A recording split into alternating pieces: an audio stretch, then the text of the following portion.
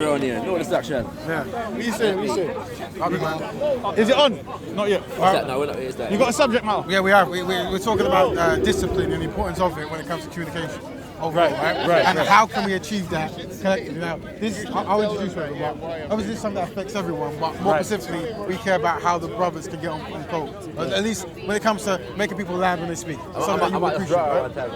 Right. Did I not put that in the thing? We might, but it's saying now. Yeah. Oh, All right. Content over everything. All right, guys. Listen. Welcome to our corner. Yeah. So this is our topics. People of African Caribbean descent. We're coming, trying to find solutions to challenges. Right. This week, yeah, we're gonna go start to the base. Right. We're gonna go to the core. Yeah. I want to talk about how to conduct ourselves when speaking. Because from observation, you see that sometimes people can't actually land with their conversation, and sometimes emotion is connected to what they're saying, and people start running off with it, right? So what I want to discuss is how should we conduct ourselves when we're speaking, yeah, and what is the solution if there is a problem by the way we conduct ourselves. Now, let me just stress, right? This is a problem that affects every speaker in Speaker's Corner and every community, but we're going to home in on the black community, right? The African Caribbean community. Now, boom, who's going to take it off? Me. One. Everybody has to be humble. Right. It's a case of when you're talking, you're talking to learn from other people. It's not a case of you have the solution and everybody needs to shut up and listen to you. So you give your opinion. Make it like a semicircle. Yeah. Sorry, so you're not too huddled up. Oh yes. All right, So it's just a case of people having humility and speaking with the intention of learning from everybody else. Right. That's it. I would say, in relation to what he said, I wouldn't put that much stress on the humility. I'd put more stress on the respect for the brothers who are sincere to the cause and respect for the goal and agenda. Because there are other people that come and speak, and therefore we may not have to be humble with them, and we may not even respect that individual who might be a devil, but we respect the other brothers so that we are disciplined. So I would say the main point to focus on is main 2 points. One, respect for the brothers and the goal, and number two, discipline. Anyone want to jump in? And self-control. So there you go. Anyone? Yeah, fair enough. Go ahead. Yeah. Also, obviously, when you basically started a conversation and trying to get into a conversation, you have to have the meaning. Like you have to understand what the individual means. Because if you don't understand what the individual means, you could actually literally go on forever, and an argument comes built by that. Once you understand each individual meaning, then you could build. Because if you want to build, that's the basic. Understand each individual meaning, then you could settle from there. I'll follow on from that and say that I think oftentimes, from what I've observed, when conversations are taking place, sometimes we're debating because we don't actually have a shared definition of what we're speaking about. So sometimes the topic's on the table, but we haven't actually defined the meaning of the subject, yeah? You know what I'm saying? I want to give some live examples, you know what I'm saying? So I observed the conversation that took place last week with regards to technology, yeah? And I feel like a definition of technology at the beginning of that conversation would have enabled that conversation to be more productive. Because everybody would be working off of what I saw was a difference of what one person believes technology to be versus what another person believes technology to be. But any examples, sorry? If different examples came up, yeah. So it was technology is in terms of a mobile phone, for example, versus the idea of agriculture. If we understand anything about agriculture, then we will know that technology is applicable. Yeah. That's what I'm saying. You know what I mean? So technology is not this computer. Yeah.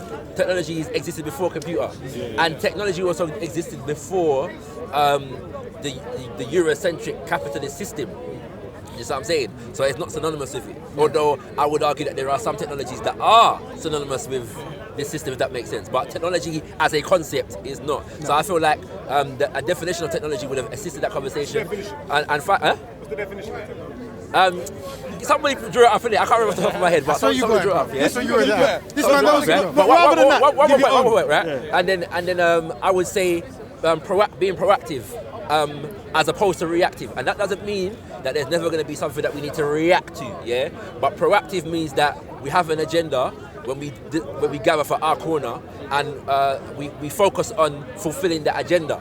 And to give a live example again, apparently members of the EDL are supposed to be coming down here today, yeah? And so if we have an agenda, we don't need to be diverted or distracted by the fact that by the presence of the EDL, unless something is directly happens that we need to address. Just what I'm saying. But the reality is, let them do their thing, innit? Yeah. We've got our own agenda, yeah, and it's more important that we fulfill our own agenda than get distracted by EDL. You know what I'm saying? But that bleeds to what we're saying in the sense of like, and what I want to add to it is like emotionalism, right? Where something is about to be said, someone representing a particular idea, and people are so offended within that they want to stop and shut down everything that's happening. Yeah, and this is one of the challenges I'm facing, right? So for me, if I come to Speaker's Corner and there's a person who wants to talk about racism and they want to practice racism, if I entertain them, I will talk to them, right? But what I don't want to do is back and forth arguing, trying to shut them down, trying to run them out the park, right? I think for this particular incident, as in, ideas matter. So if someone's idea is bad, we should be able to demonstrate that using words, right? That's what I want to push. So I guess what I'm saying is trying to leave your emotion on the shelf, right? So we need practices that can help us. One thing I would say is maybe, before you say something that you might think might be very emotionally led, say, I'm about to say something, it might offend you, but let me land it, right? That might be one way to help people who haven't had a history of hearing very hard information from their perspective. Yeah? But I also think, sorry if I can jump in, that just because you brought that example of the technology conversation, I think we'll also have that conversation, and all conversations in the future, is if we do kind of maybe elect a mediator or elect somebody to actually define the question, define the meaning, and actually keep the thing balanced, that everyone have a chance to talk. Because sometimes when you have like 4 or 5 people talking, and you have 3 people talking over each other, and you have one conversation breaks over here, another conversation breaks over there, that's not conducive to any sort of conversation. So I think having a mediator, and also that technology conversation, I think I was kind of the problem, because I kind of jumped in a bit later on. I didn't hear anything about the technology part. I just heard people talking more about a system. So I thought that's what the topic of conversation was. And so we got diverted. But if we did have like a media at a point, someone could stop and say, yo, this is what the conversation is about. This is what we're talking about, and it can work back on top. Another live example, yeah? You just gave a live example of something that we're going to need. If you're wrong and you make a mistake, you accept it. Yeah. That's what I'm saying. And the brother just did that, innit? You know what I'm saying? So humbleness. Sometimes, that's humility, innit? So sometimes I'm amongst ourselves. I know, Sometimes that's gonna happen for each of us, innit? We're gonna say something, or we're gonna jump in too quickly, or you know what I mean, or whatever. But what's it called? Content after the definition of technology. So man got it, innit? Yes. What about your own? What definition of technology? Man could give a definition, but I'm saying we're looking for shared ones, innit? So I can give it a perspective, but I'm saying the definition is beyond my individual. It's not a point of view. Here's my point. Can we just discuss the dictionary a minute? Can I just put in a point on that? Before you do, let me just tag myself in, right? Can I get a tag? Tag. Yeah. So my recommendation for effective communication would be this, right? Right at the beginning, you need to actually outline the purpose of the conversation, right? So everybody's geared towards the same direction, and as well as having like a strategy for your conversation. So there's an intro, there's a middle, and then there is an ending. You dig what I'm saying, right? And in that being said, You've right? been reading my writing stuff. In that being said, right? There's certain conversations, like you don't need to introduce the conversation around certain people. That's number one. So you can cut out foolish conversations by not even starting the conversation in the first place. Another thing, middle times now, right? I've just noticed that there's pure fallacies that's been jumping around today, right? So that means if there's a red herring being introduced into a conversation, spot there is a red herring and say, stop, red herring, we're not going to deal with that today. This is the conversation that we're dealing with, and we're only going to be dealing with that. And to end the conversation as well, like make sure there's a conclusion, but also end the conversation when like certain individuals step in as well, because we don't need to carry on the conversation. Again, let's actually utilize our time effectively. The problem is sometimes if someone steps in, they might. It's like, how many times are we going to do that? Stop our conversation because of someone else. You get what I'm saying? And even when you say red herring, I guarantee you, someone else is going to argue that it's not a red herring. Do you get what I'm saying? So that might lead to further argument. Well, I think it's important that because we don't want to be too linear at the same time. Right. Like for example, if it's like, what is the system? That's a philosophical question that has to encompass a whole heap of different things. You know what I'm saying? But we have to be able to to be discerning in terms of what a red herring is or is not. And that's not always going to be easy, but it's, if we're mindful of it, we could eliminate certain levels of foolishness at the very least. It doesn't necessarily mean that in every conversation there's never going to be a point at which we veer off track, yeah? That's part of conversation sometimes, you know what I mean? You're talking about the system and a pretty girl walk past and, you know what I'm saying, whatever, that's how it goes, you know what I'm saying, yeah? But as long as we get back on track, or we don't veer too much off, you know what I'm saying, whereby, you know what I mean? Well, this is, as I put in the chat, that is relating to you defining it at the beginning, as the brothers are saying, clear cut. So we know at each conversation, each bit coming in, even if it starts off as a red herring, so that's where I was going with that. The brother might be coming somewhere, but starting from somewhere you may not have understood before. Where it was going, yeah. Therefore recognize, you know what I mean? This is an issue where you might have patience. So the person who's going to be the mediator, I suggest, needs to be able to recognize these things. Yeah. Do you get what I'm saying? Yeah. But also, I suggest we agree before we get into the conversation that we're going to obey that particular person who is appointed among us as the mediator, the discipliner and controller. And therefore, if he says, look, stop, and we feel we're too uppity or angry, walk away, bro. Yes. Just walk away, get a cooler and come back. Either that or the rest of the collective has to therefore, you know, seek to bring that person back to order.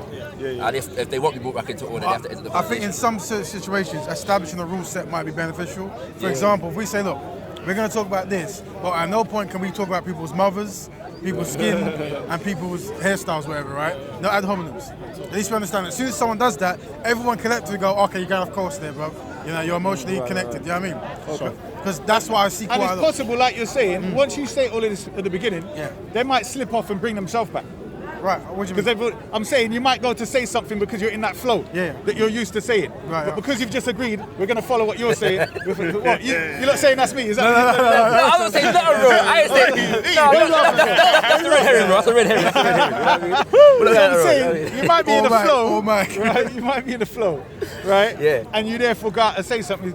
Hopefully, by the reminder before or the agreement that we agree to whatever said at the beginning and who's the controller, we will bring ourselves back in. But self-reflection is important. So that's what the brothers did, right? When he goes, you know what, my bad, I shouldn't have done that. It's that way, it's like, okay, now we're on the same path. Rather than trying to convince you what you said was offensive. And they go, how was it offensive? Was it bad? Yeah, that kind of stuff ain't gonna go on, right? I mean, I guess so, but it's like, for me, the main point is defining the thing at the beginning, agreeing to the rules, making it very clear. And sometimes, we might even have to bruck off to another subject or topic. Yeah, depending on how the if that has to be argued first before we get back on this road, make it clear what that is now. Making it clear is the point, you know. Just like I said, like you said, I'm going to say something. It's quite controversial. And it might offend everyone here, but let me land. Sometimes if you feel you're going to say something that's going to really cause some kind of confusion, just get a little warning, right? Can't I just say it before I start? Like, there's going to be things I'm going to say. Yeah, but from the history, it never works. From the history, it never works. And no devil signs in the cameras. I was wondering, obviously to make something more progressive, would you wonder, before you have your personal opinion, like bring all the meanings first, then the personal opinion comes last? To be more. Well, this is what I was saying. Where when it's something where we might disagree, Go ahead. then we start. I was saying define it for yourself. In other words, think about the word. What does it mean to you? Because you might give a definition that's not in the dictionary, but it's more related to what we're talking about. Yeah. Because the person who wrote that, you know. No, I agree with you. Because that's what the discipline that you're talking about is something that I do all the time. Right. Yeah. My only point is that finding definitions, because we can debate definitions. We can look at the definition and say, well, this is what it says it means. Okay. Does this apply to what we're talking about here? Context, and we can debate whether it's an applicable definition or not. Generally speaking, when it comes to social phenomena, we're going to have to do that. I think that's probably less applicable to things like technology. Okay. Yeah. We might not need to debate what technology is. Natural, if we know just what it means within the context that we're working with it. But for example, if it's like racism, we might debate what that is. Just what I'm saying. We might debate what religion is. Because some people say there's a difference between religion and spirituality. So the dictionary definition might not cover that. Be sufficient. So you say what I mean when I say this? Yeah, is such and so forth. You know what I mean? The value that I'm talking about, like I say, because there's multiple different meanings, just like historical meaning. So you could compile all of them together. The first meaning, you understand? Just don't just have just the one literal meaning, Yeah. and then don't put the historical meaning. Yeah. You know what I'm saying? So if you have the historical meaning, we could definitely understand what the text That's is what I was saying. The talking work, because for a lot of people may not know how dictionary works. People think that when they go to the dictionary, that's it. That's it. Yeah. That's not the case Exactly. at all. Because you might have the original that they've got, the first one, the etymological meaning. Yeah, that's And then you have the social meaning or political meaning that people have been using it. And then that person puts it in because that's what it means according to a certain society. Yeah. And it can have 5 different meanings based upon its change, or the use of it has changed throughout time. Definitely. So that's the case where I'm saying, Yeah. why can't we do that? No, we You can. understand? We can. I'm saying Yeah. people have seemed to submit to dictionary. I'm saying, hold on, we've got intellect too. Yeah. We've got black intellect too. So why can't we go in and say, right, this means this? No, I think the point is more that finding definitions and dictionaries is a tool, it's a reference. Yeah. I mean, I'm writing a dictionary, so I know how these things go. But I think that there are some things whereby we might find that the dictionary definition is sufficient. Yeah. Okay. My point is that it creates a foundation from which to build from. So we might say, well, nah, that definition is not sufficient because thus and so forth. Yeah? It doesn't take into consideration this or whatever. But we might disagree. Yeah, that's what it means, and it's sufficient for us this conversation, isn't it? As an example, I don't know if you know, there's something like the 1972, is it Webster's Dictionary in America? Yeah. Do you know what it says about melanin? I've heard this before, but I don't recall it. But go ahead. Anyone know? No. What's that? It describes melanin as a waste product. Yeah. Is it?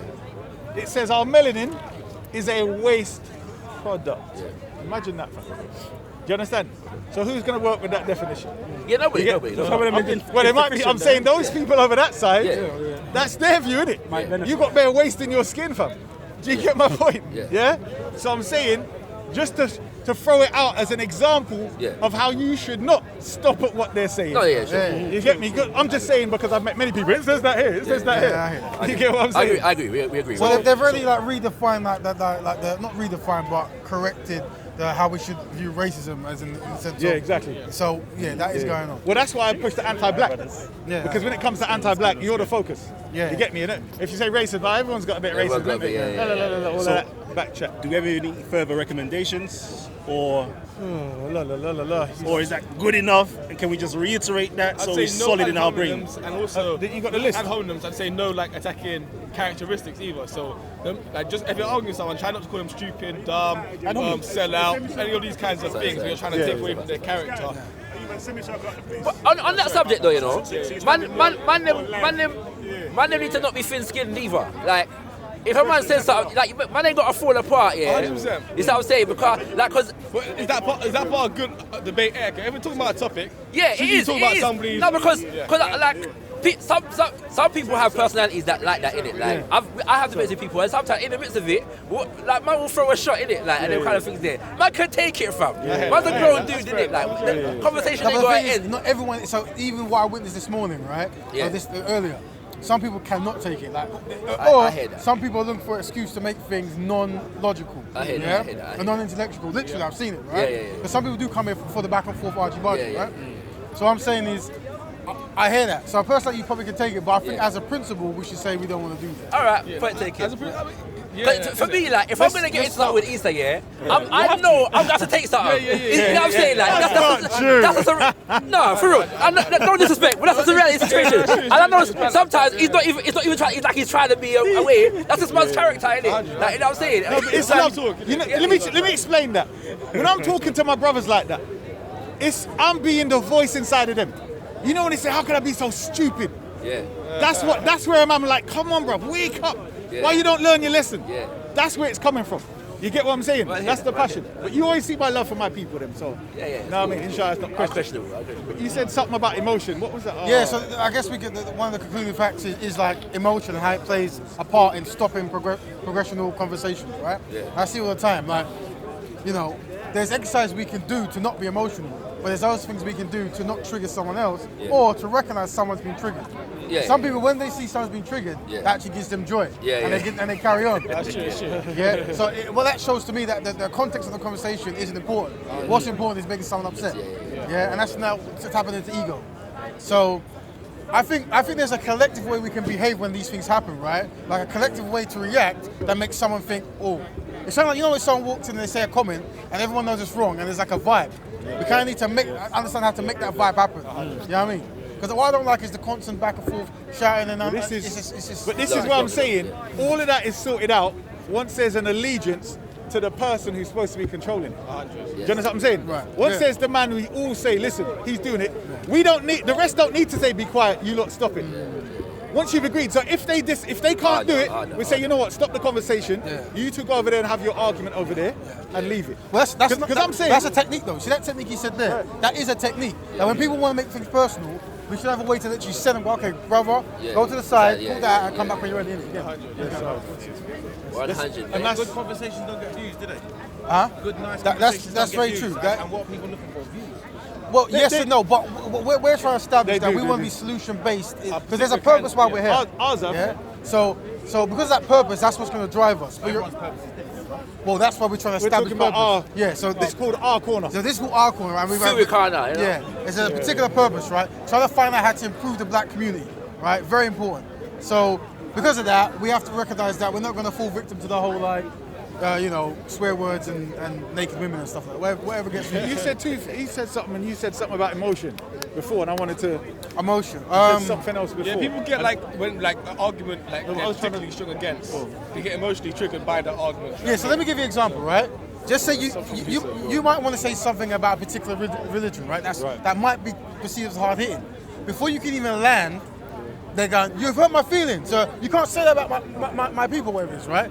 This is an issue. Oh, I think I get it. Yeah, Yeah. I remember what I want. No, Go. I remember what I wanted to say now. Go ahead. I'm saying the platform Yeah.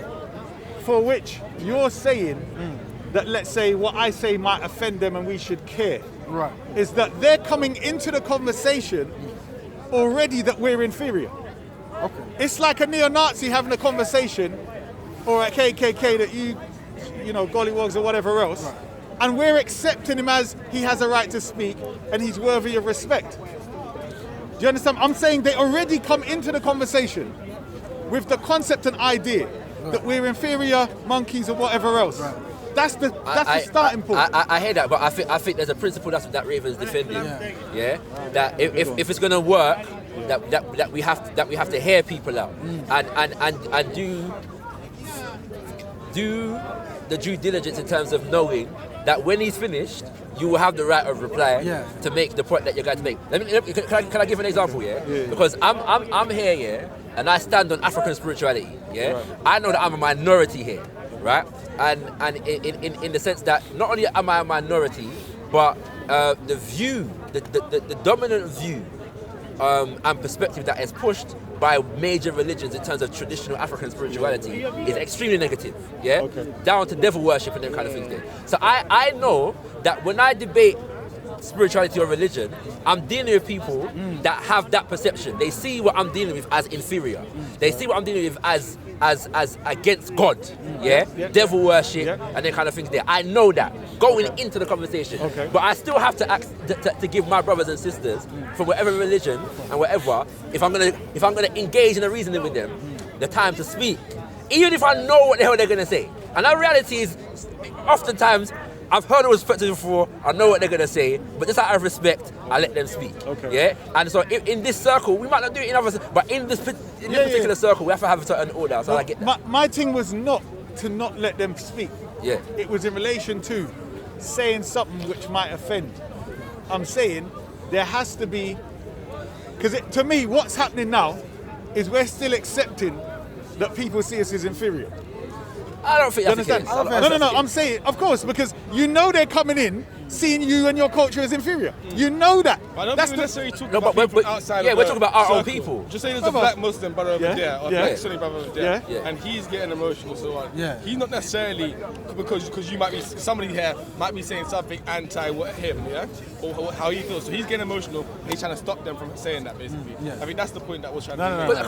Because I could say the same, yeah, like in the sense that, like I said, I'm not this, like, it's not a denomination thing for me, innit? So I'm not aware, personally, for example, coming back to what you're saying, yeah, that the view of non-Abrahamic religions, is different depending on the denomination that the person's coming from.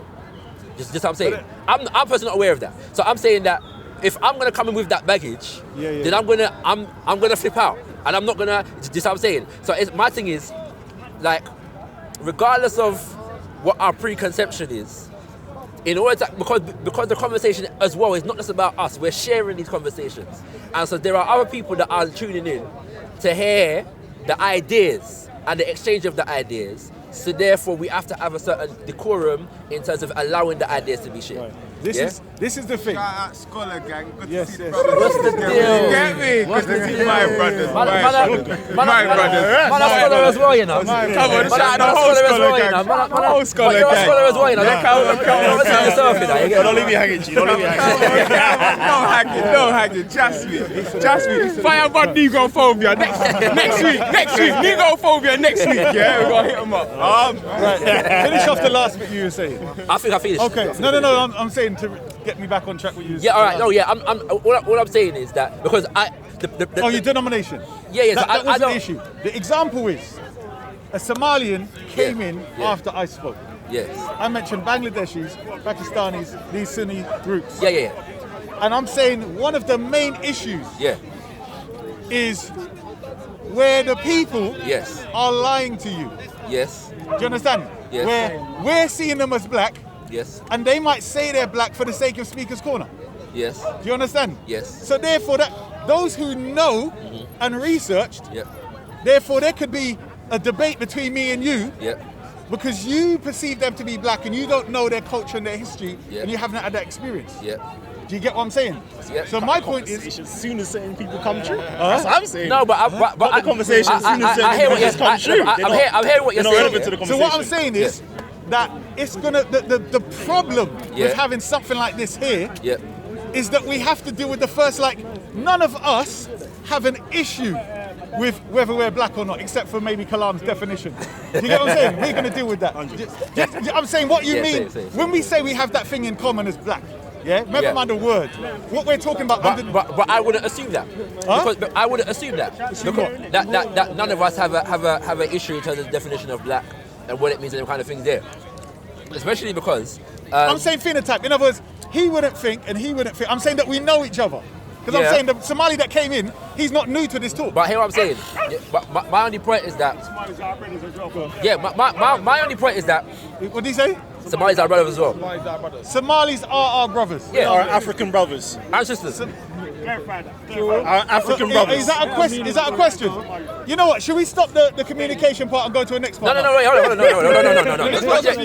Yeah, no,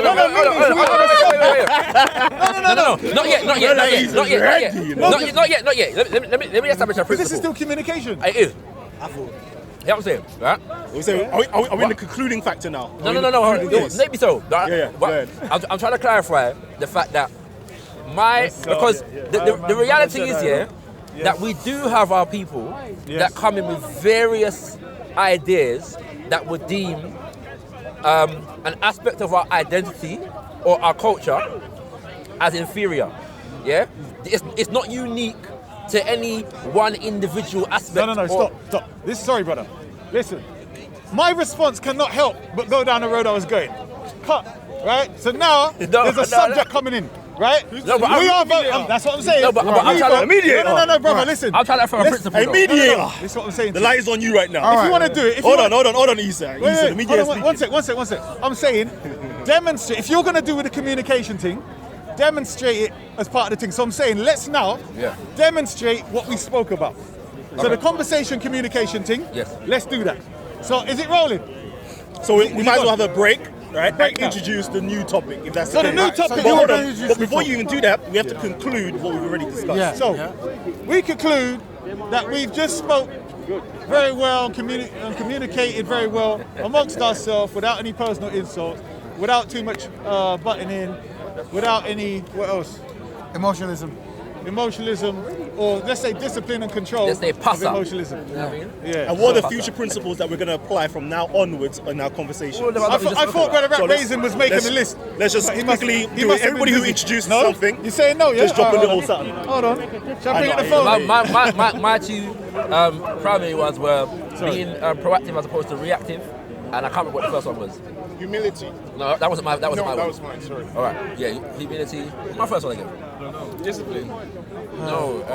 Yes, Well done, brother. Well, why do you think of that? Yeah. Mine was an action where it's like, if you feel you're going to say something that might cause offence, then declare and go, I'm going to say something, this might offend you, but let me land. Yeah, so you prepare people for hard news. Yeah, that's a technique. Like I a remember it disclaimer. now. I remember it A now. disclaimer. Disclaimer, there you go. I remember it now. Definition. Yeah, being having definition or getting a shared understanding of what it is that we're talking about. Okay. My one was having a purpose, having a structure, and following the rules. Okay. Kalam's presented mine for me. Thank you. Yeah. Alright, so we conclude That's there, my thing. and we're going to try to practice that and teach people these concepts moving forward so we can get a better dialogue going on when we're trying to find solutions, right? Hopefully sir. we're going to have a list actually.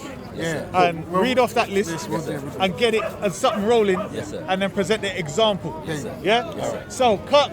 Let's have 5 seconds of silence Okay. Let it clap. and introduce Okay. the topic. So, does everyone agree on the topic? Are Somalis black?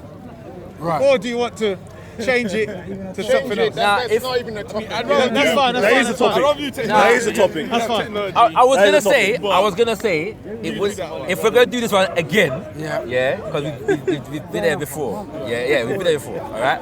If Did we conclude it though? I'm not sure, right? I don't know all the whatevers, but we would need to. It would be improper to have the conversation without inviting our Somali brothers and sisters in the conversation. Yeah? Wait.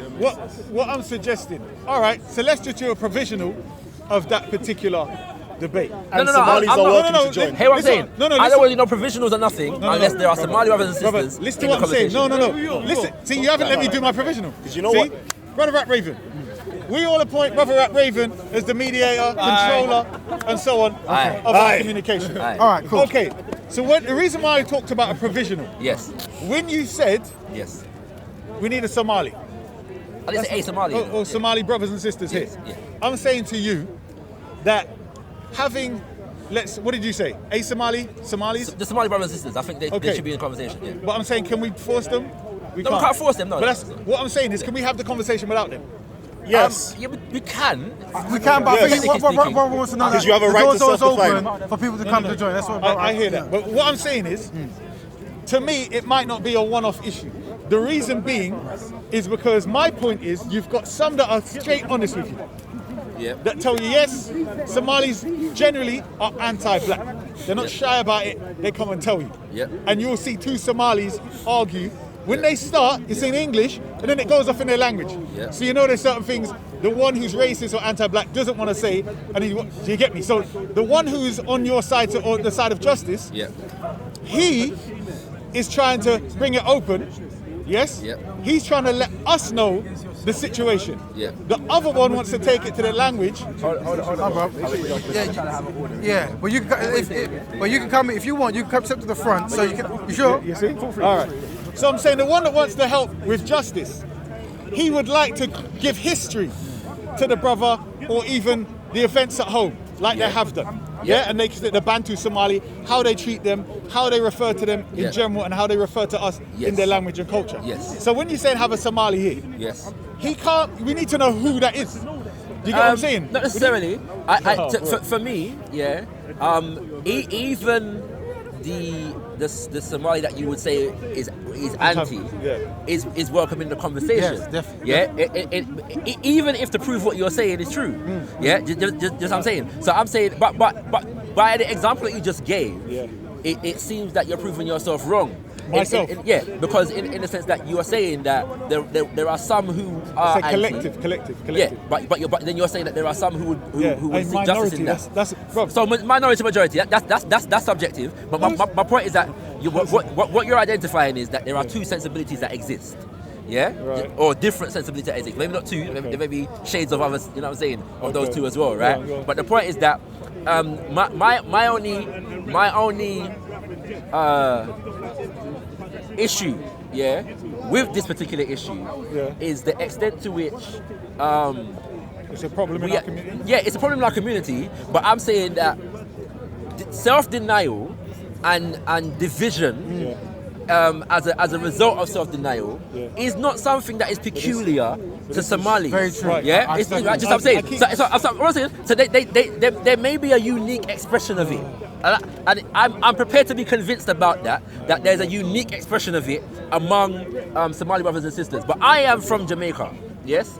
And there are many Africans in the Caribbean that will outright deny their blackness, outright deny Africanness. Yeah, even in this country. Yeah, what's it called? Say again? Sorry. Yeah, there are many. Yeah, there are many of us. Yeah, who went through school. I might be considered a minority in school because when it came to being an African, I was an African from the Caribbean who was proud of that. So I would never take part in anybody of my own heritage taking the mick out of things African. And I would affirm that and say, I'm an African.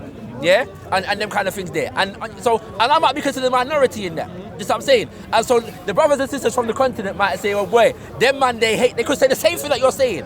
Yeah? About Somali brothers and sisters, but the reality is, all of us that had that mentality were coming from a state of sickness, yeah, and it took for us to re-educate ourselves to come out of that. Okay, that's what I'm saying. So let me demonstrate. So my thing is generally focusing on how people come to get the right conclusions or the wrong conclusions. So what I'm suggesting is our brother is not using the right tools to come to the right conclusions. His comparison in no way, shape or form is anything that can be compared or trusted. Now let's look at it. Go ahead. Afro-Caribbeans were stripped of their culture over several hundred-year period. Yeah. Several hundred years, stripped, raped, abused, and had something put in them. Yes. Somalis today will boast and tell you, from the age of 9, 10, 11, they are reminded about their tribe, their history, their culture. Yes. And that's an ongoing thing, for they will boast and tell you over 1,000 years. They know these ancestors going back. Yes. Their identity, where they deny being black or African, well, black is what we're talking about. Yes. Is a phenotypical issue. Yeah. It's not a label issue. It's a phenotypical issue, where they're saying the features that we have are different to yours. We're a different race. So you're saying, just to clarify, I'm not interrupting you. Just to clarify, what you're saying is literally it's based upon how one set of Africans look different from another set of Africans look. Right. And based upon that, there's a hierarchical relationship. Okay, that's what I'm saying to you.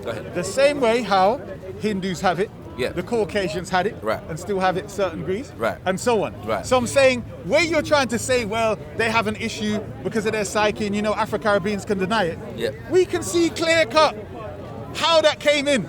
Yeah. But with Somalis, where are you going to go with this when they've had it for over 1,000 years? But how would you say that's different to us coming from the Caribbean, especially on the phenotype thing, when we know that that we have the issue of colorism and near whiteness and a social structure that was based around that all over the Americas. We have this reality of there in some countries there are all 8 different designations of what it meant to be black, and based upon who had the more white blood in them, and your social and economic mobility was also defined by that. So that's not different. One second, right? So then and as well, in that, so if we talk about the continent now.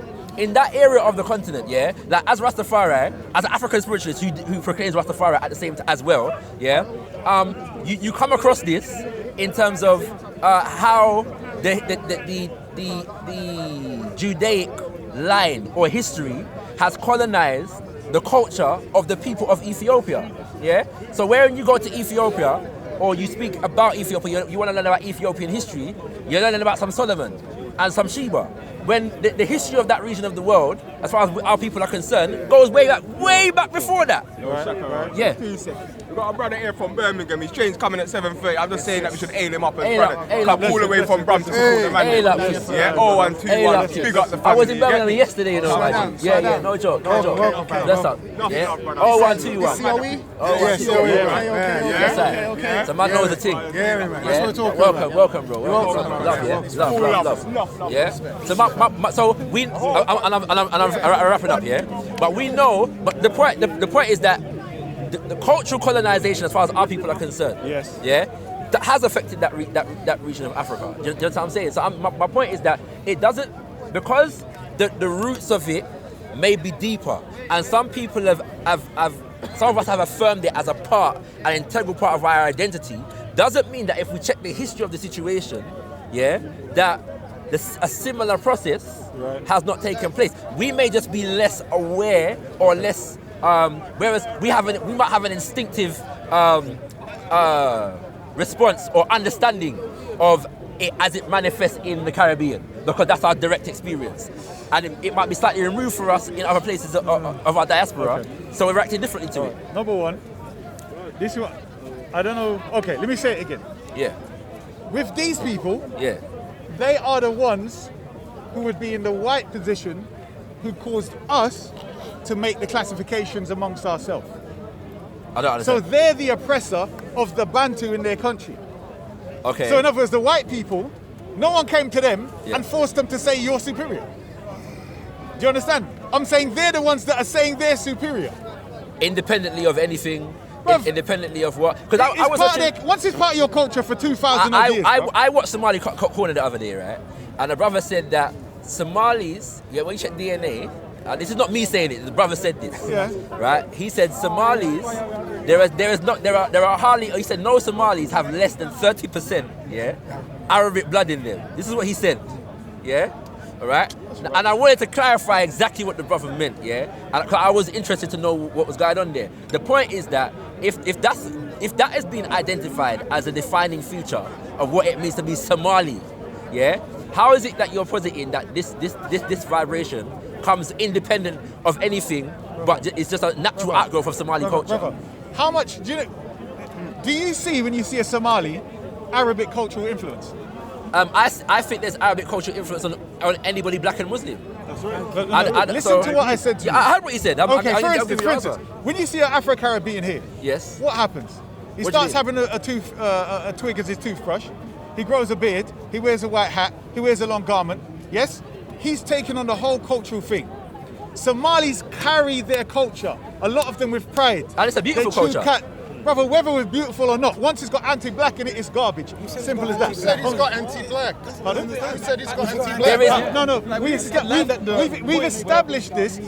Sorry, let me just do this as quick as I can. I'm saying to you, because you keep trying to compare the two. It's not a comparison. I'm just... Brother, you said you're trying to make this similar where we, after the transatlantic slave trade, I'm saying to you, they were not taken anywhere. No one came and imposed this on them. This is part and parcel. What do you mean it doesn't make sense? Because to say that you're denying the nature of colonization. Colonization, they don't take you nowhere. They come and impose. Now, what I'm saying, Give me an example. I know that what I'm saying here, that there are going to be many Somali brothers and sisters who are going to disagree with me. In as much as there are going to be many Ethiopian brothers and sisters. If I talk about the fact that Christianity is not indigenous to Ethiopia, and that it was what? And that Christianity, as it developed in Ethiopia, is the imposition of the Semitic invasions and them kind of things there. They're going to disagree with me, The point I'm making is, yes, I can see Arabic influence in Somali culture, but I can also see the indigenous... I've been to, for example, a Somali wedding, for example. One of my sisters is Somali, and she invited a lot of us to her wedding. A fantastic wedding, Beautiful wedding. But you can see the indigenous culture of the people in the ceremony, and you can identify where the Islamic influences or the Arabic influences and where the indigenous retentions are. You can identify these things. This is my whole point to you. And I'm saying that bit doesn't come from the Arabic part. It's part and parcel of the Somali culture. East African culture. Can I get tagging quickly? Because I just want to get a clarification from Brother Isa. So, Brother Isa, are you saying, Somalians in general have not an anti-black, but have an anti-Bantu, African Bantu complex? If you want to put it that way, yes. Yeah. Let's All right. call it that. And do they also, because there's African Bantu, do they also have an anti-black, as in the collective of Afro-Caribbeans in this country, complex as well? Is there one that's originated with inside of their culture in Somaliland, in Somalia. right? However, 500, 300, 200, 100 years ago, 1,000 years ago, they've had this, right? Yes. And you could demonstrate that, right? Right. So, but do they have an extra added complex with Afro-Caribbean people? You understand? So this is what I was saying. This is what I was saying where you have the example of somebody, Somali girl want me, so then Somalis are not anti-black. We understand. We understand the distinction. Go ahead. So 100%. They have demonstrated this. Yeah. So I'm saying you have on one side the culture which is anti-black. Then you have the tradition and religion. Let's clarify it. Anti-black. Somalis are anti-black. But are you accepting that Somali culture is anti-Bantu? Is that To a certain extent. To a certain extent. All right. You know what? So we know it. Let's just go with anti-Bantu. So you're anti-Bantu. That's right. Somalis are against the Bahawis, the light skin, the Yemenis. A lot of minority tribes. This is why I didn't want to go there, because I know they're going to spread it out now. Let's not say racist. And then Somalia. Let's say it's xenophobia. It's xenophobia. That's what's going on. But the point, and it's not only Somalis that have it, right? It's other people within West Africa as well. West Africans have it. South Africans. It's all over. I'm focusing on the phenotype, because I'm saying when they talk about so their anti-Bantu complex deals with also their phenotypes. 10 seconds. It's mainly phenotype, and they mainly refer to hair, nose, and lips as being these three things that make you inferior. That's just ignorant. That's calm. But I'm not. Let's say what you're saying is absolutely correct. Right. Yeah. My only point, because you said I can't compare, I'm saying that exactly what you're describing can be found all over the diaspora. It's not unique. No, but it's a fact though. You can't deny it. You're not paying attention. Okay, the reason why I'm saying it, is because they have a push load of culture, language that supports that. If these black people are lost, Afro-Caribbean, so they have it because they're not normal. This is their norm. I'm saying these black people that want to deny I'm not African, I'm not this, I'm not that. When they come into their normality, then that's thrown away because somebody imposed it. I'm saying this is something they accept. Daddy, great-granddaddy, great-granddad, great-great-great gave this to me, and I have it with benefit. I'm hearing so they just need re-education, that's all. Go. So your point is you believe that in the Somali culture, this came in during Arabization, yeah? Do you have any proof that this was in their culture before an Arab culture? Hear what I'm saying? Sorry, can I clarify?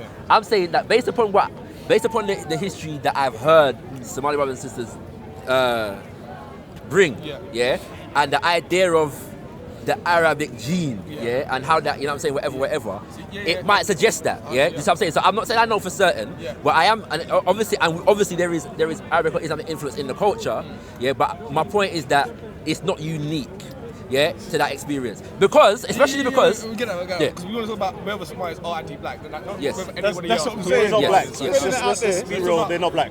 Let's continue. They're African, but they're not black. Alright, cool. Is that simple? Why is how do we Because black is to do with the transatlantic slave trade. But that's where it comes from. But then that's questionable. No, that is Let's do this. There's no questionability about it. He's made his point. Yeah. That's what he's saying. He's saying that. No, I get what he's saying, but wait. Why do you take Eritreans? This is the point. Rwandan tribes. Why do you take a lot of people that look similar to All of them, Somalis? they're not black. They're not black. They're Africans. There's a big difference. So I need to do with Question. That's why we have black history, and all you learn about is the transatlantic slave trade, Americans, Caribbean. But that's not the case. That's not African history. But that's not the case. Come on, man. No, but that's not the case. You can't. No, but that's not. It's not the case that for Black History Month we don't learn about African history. That's not the case. Sure. Of course, I've learned about history from birth. That's not the case. It's not the case. It's not the case. No, in school back in the day. Let me ask you a question. Let me ask you a question. Your old school, of course. For example, the Khoisan, people in Southern Africa, South Africa, would you define them as black? No, they're African. They're African, but they're not black. The ancient Kemetic people, would you define them as black? African. No, but modern day Nigerians, he's saying today. Hold on, but Nigerians, he's saying they're not black. And they're not black. So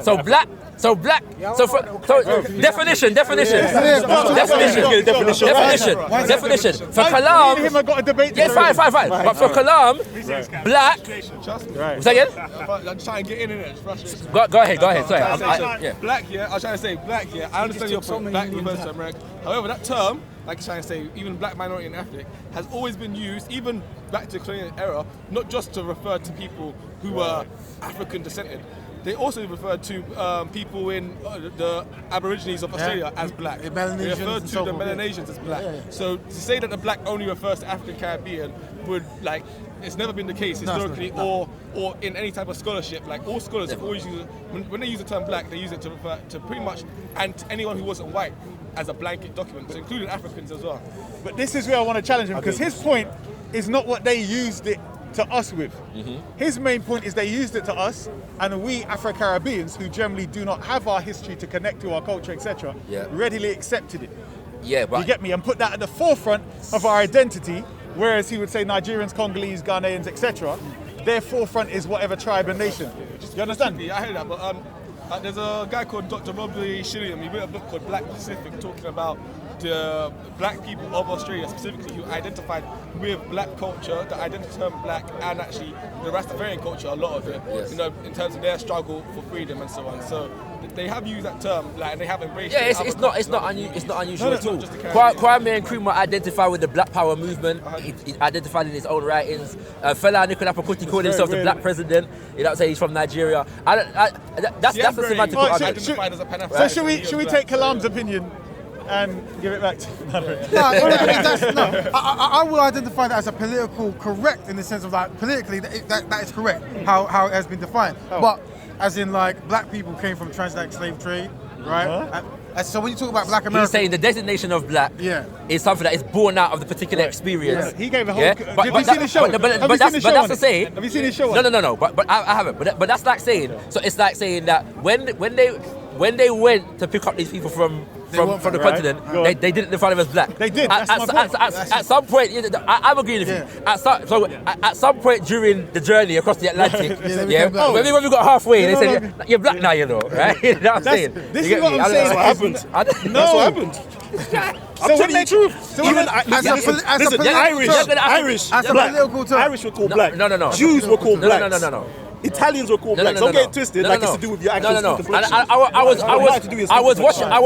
was watching something about this the other day, and the idea, because you're getting it from this idea of how the Irish became white, and them kind of things there, and this is from my humble opinion, this is a big play to confuse the issue of race and racial justice, so they can make it like the various people were placed under this designation, and so therefore the particular experience of African people, under this designation is not relevant. The Irish were not treated like how we were treated. They didn't go through what we went through, and in fact they were involved as co-perpetrators of what we went through. That's just the reality. You know what I'm saying? So when Irish people didn't go to America and were not considered they were white people. That's why they are. They were. Legally. They were white people. They became white. Talk about dates and times and things. No, but what I'm trying to say is, listen, why is it many of us in the Caribbean have Scottish and Irish names? But this happened afterwards. But the point is that the idea that these people were not considered a part of these people, they sent their own people to enslave us. It wasn't. They knew who they were sending. So what I'm saying is that the confusion of the Irish were considered black. We shouldn't fall for that at my G. They were never considered us. They were never considered us, and we don't want to get involved. No Irish, no blacks, no dogs. I am not. But they're not Irish. the same classification. Listen, nobody is taken away from what the Irish went through. The Scottish went through, the Celts went through, the Welsh. Nobody's taken away from that. What I'm saying is, the idea that they were considered on the same level of us is a lie. It's a fallacy. They were until they had to get wise to it. Trust me. You see what he's done, yeah? You know what? I just studied it. Next week we're going to debate that. Next week we're going to debate that. Debate that next week. That's the topic. You just understand this whole white and black thing? No, we're going to debate. It came about via white supremacy. What he did, we'll debate next week. What he did is what you did with the Somali argument. You see how he Irish, Scottish. That was a good one. Respect for that one. That was a good one. That's what you did with the Somali. Let's get back on track now. Right. So we've done for now the Somali thing. Is the Somali black or not? It would be good if we can have some honest, sincere Somalis that would tell us about their history and how they came. The whole is happening right over there. No. That's fine. Let it stay there. What I'm saying. You just contradicting yourself. No. Behaviour and Leon, if you want to invite them, you can invite them, you know. No. He said it's happening. No. What I'm saying is this. That them having that opinion Yeah. as Somalis I'm listening. isn't a problem because Yeah. Bangladeshis, they don't identify as black. Yeah. Even the Pakistanis, etc. Yeah. Seychelles are. I'm saying to you, And come on. one second, brother, your voice might interrupt the mic. I'm saying that the focus, as I've been telling you, has been a religious issue, and at some point we're going to have to deal with it. Right. Because I'm saying it's this religion, Sunniism, which keeps these people How so? to an anti-blackness. How so? You say how so? I'm asking how so. No, I know. I'm saying to you, I want one of them to be there who can, Isa in particular. I'm saying it would be good for Isa to be here so that we can both give you... So let's just make the claim you're saying is you feel that the Sunni religion, as you're observing it, is contributing towards anti-black sentiments. Is that what you're saying? It's sustaining and perpetuating and so on, this particular thing. That's why you have continuous demonstrations, not only of them using the N-word, whether we're there or not, in their language, but black people and so-called black empowered people making excuses for them. Let me add this. No, first, number one. I don't believe this stuff that Somalis are like that. I think maybe a minority. We're doing something else now. But I don't believe that Somalis are racist or anti-black, only a minority. I don't think the discussion should go into religion because we're not discussing religion. It's supposed to be about politics. So I don't really want it to go to any Sunnism or any. Who said this? Well, you brought up Sunnism. No, who said it's not supposed to go? Who said that? It's not supposed to. Said I'm who? saying I am. We've dealt with two I am. topics, and he's now dealing with a third topic. Yeah. On ancient I religions. So I'm saying we discussed this already. Our corner, yes, our corner. Who discussed it? We have discussed it. This is called our It corner. was supposed to be a provisional suggestion. Excuse me. It's provisional No, you're not listening. We've discussed it already before we got here. For instance, Kalam saying So we who's do not- black and who's do not. not We have English discussed that genre already. here, you know what I mean? The Somali thing, we discussed that. We had a I'm gonna have to sound conversation clash. about what we're going to discuss. Yes? And my whole point was that this issue keeps coming up and will always come up. Because you keep bringing it up. Hold on. Wait, stop. We should have a vote. Hold on, stop. That's what we're talking about. Stop. I want to hear what he's saying. You're not even obeying the thing. Yeah, no, bro, because I have a chance to talk now. You can't just talk over the whole thing the whole time. Get it. I'm talking. I'm talking. Discipline, guys. Get it, man. Get it. Let's refer to Raven. No. I'm just saying. Like I said, What, ganja? you are presenting stuff your opinion. That makes sense, right? But if you have got something to say it. So Brother, it's, All I'm saying is, we're going to move on to another topic. but he make an We should allegation. actually How talk can about I everyone respond to here that? and give everyone here a chance to actually say, is that the topic we want to go on towards, rather than saying, Brother, go I towards did. the topic, I two did. people respond and then just go with it. Wait. Yeah. You said it, yeah? Who else responded? 'Cause I didn't get a chance to respond. Brother, Did you respond? You're not listening. I'm just It saying. was a provisional introduction, So- right? so- Hold on, no. Could you keep doing this? Excuse me. It was a provisional and a reminder of a conversation we had. Right, okay. Yes? So- No. Am I lying or not? Yes. Did I mention this or You've not? mentioned this many times. Right. Yes, I agree. And when I said to you, it keeps coming up, and you falsely accuse me of me keep bringing it up. When I said it keeps coming up, I'm saying they keep acting in a way where it becomes a problem. Right. You lot are not identifying the problem because you ain't been there. No. Do you understand? So I'm saying there's always an issue with these people. Yes? No, I'm saying there's always an issue with these people. Yeah. Respect is now learning his lesson. Jedi learned a bit faster than him. How long is it going to take you two? Because I'm saying to you... What lesson did I learn? You have to be careful how you call out Jedi name, you know. When you say Jedi, you know a second ago, yeah? He was at home a minute ago, you know. Until you said his name, he disappeared, you know what I mean? He was at home just now, you know. And you said Jedi, and he just came, bro. You get me? I grabbed the lamp, man. Can you know what I mean? Beetlejuice. Let me continue. You're hearing. So as I was saying, yes, that when I said it Yeah. keeps coming up, Yes. I'm saying there are things that they continuously do Yes. that relate to us and Yes. what we're doing. Yep. It keeps coming up, meaning they and their Right. action to us keep coming up. I'm hearing you, and I'm Right. saying as somebody that. So do you agree I don't keep bringing it up? It's them and therefore I talk about it. No. All right. Let In what I said. me clarify. Yeah. I'm not going. As somebody who's tried to stay out of most of the pass around here, yeah, especially because a lot of what is happening, I foresaw and understood that there were others who foresaw, yeah, what was going to happen in terms of the relationship between the debates around Islam and the defenses of it and against those who were attacking it and them kind of things there, yeah.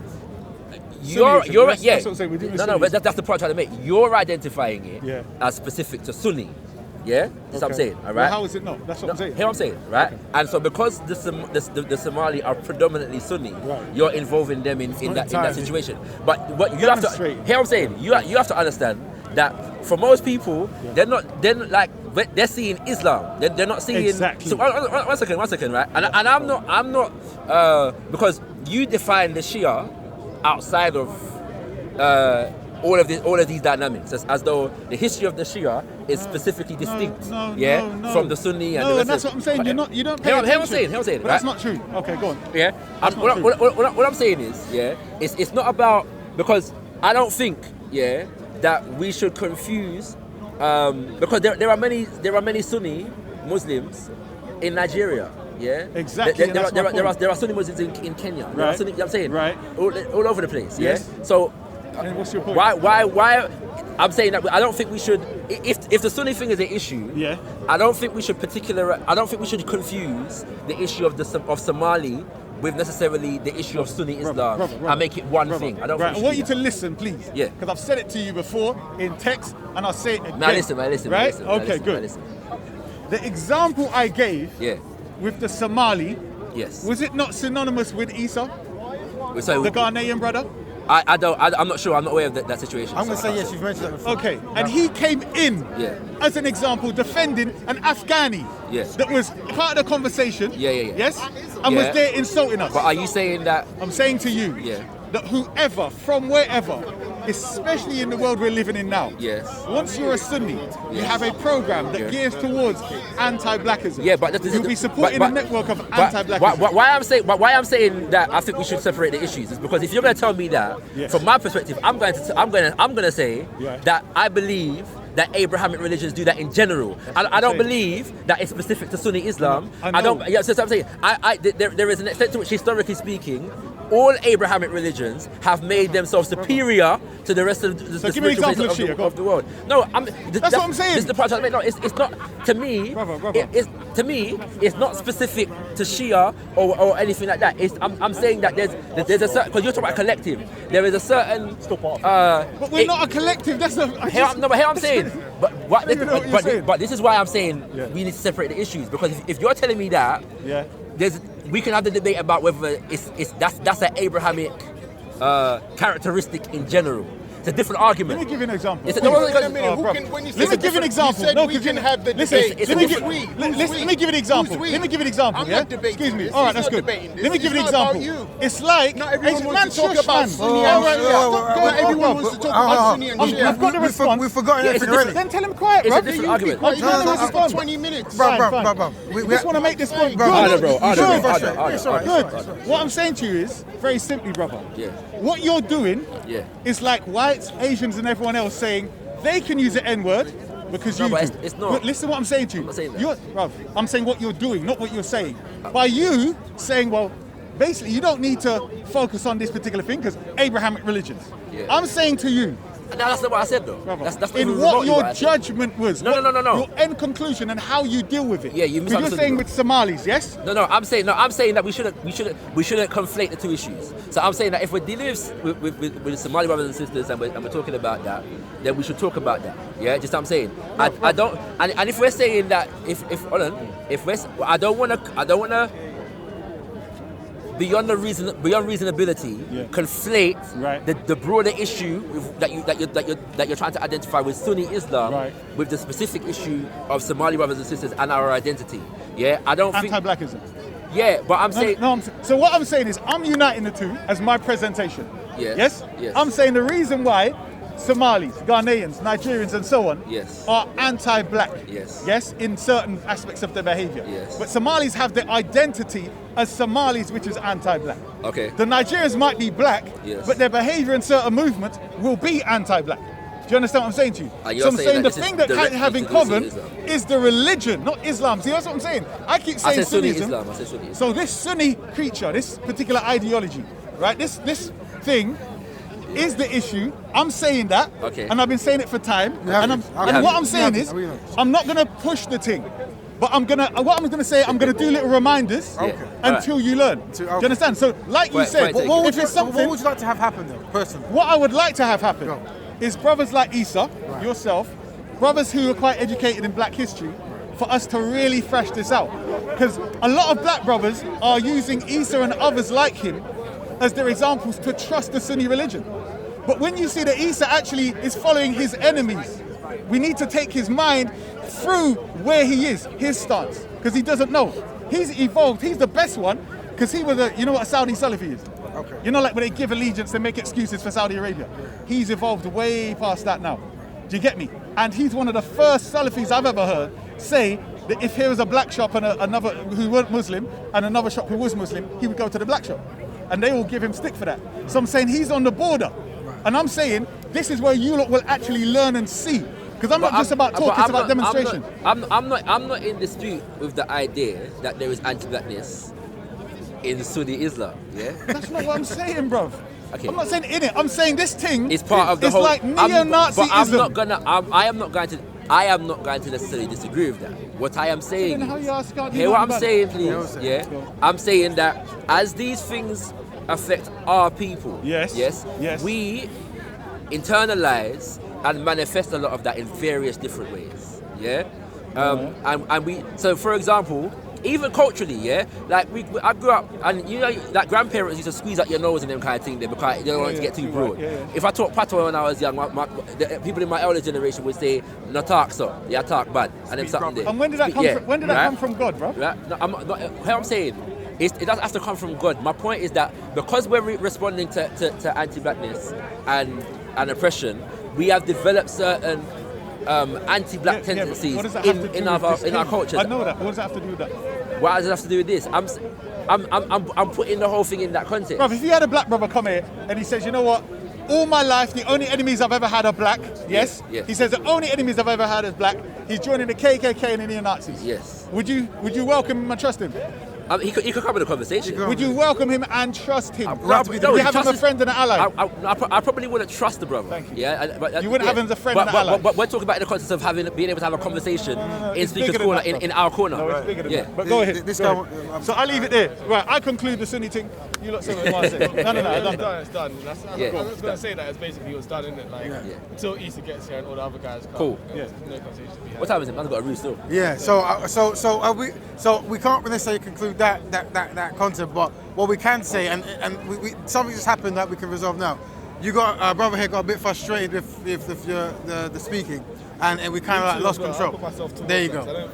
How do we resolve that? How do we make sure that doesn't happen? I feel like the moderator needs to say, you guys spoke too much. Yeah. Let other people get in this conversation. Good point. Or I apologize if I spoke too If you much. two want to talk about something in particular and you have something to get over, take it away from our corner and do it over there, and let our corner let all the participants. Did you not see the text? Yeah, no, hold on. No, I saw the text. I saw many things in the conversation. Hold on. To that specific. Bro. And Isa and No. That's the point. To clarify though, that's what you just. Say that? But what Captain Scott has just said is primarily what I was trying to say in the sense of if we're dealing with the Somali issue, yeah, we should focus on that, like, and deal with that, and not conflate it with, you know what I'm saying, a broader thing. No, because that's what, bro. Listen, I get your point of view. I'm expressing mine, innit, and I'm saying that. And how's that going to work?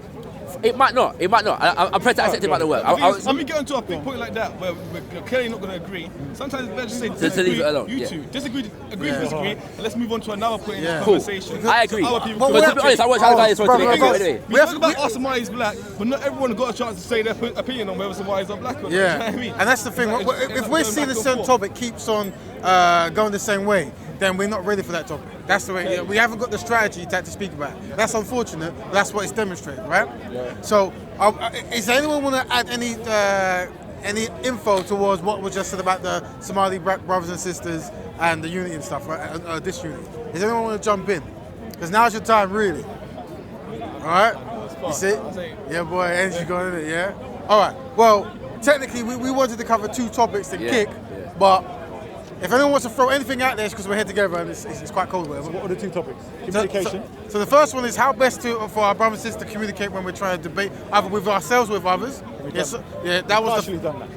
Partially, because I'm saying we need an actual list. We need something written down. We have to go away and do that. We have to go away. I'm just saying so that we're concluding it with that. Yeah, but that's what the discussion was. And then the conclusion was the things we said. And the second part was about are the Somali brothers and sisters black? How do they see themselves?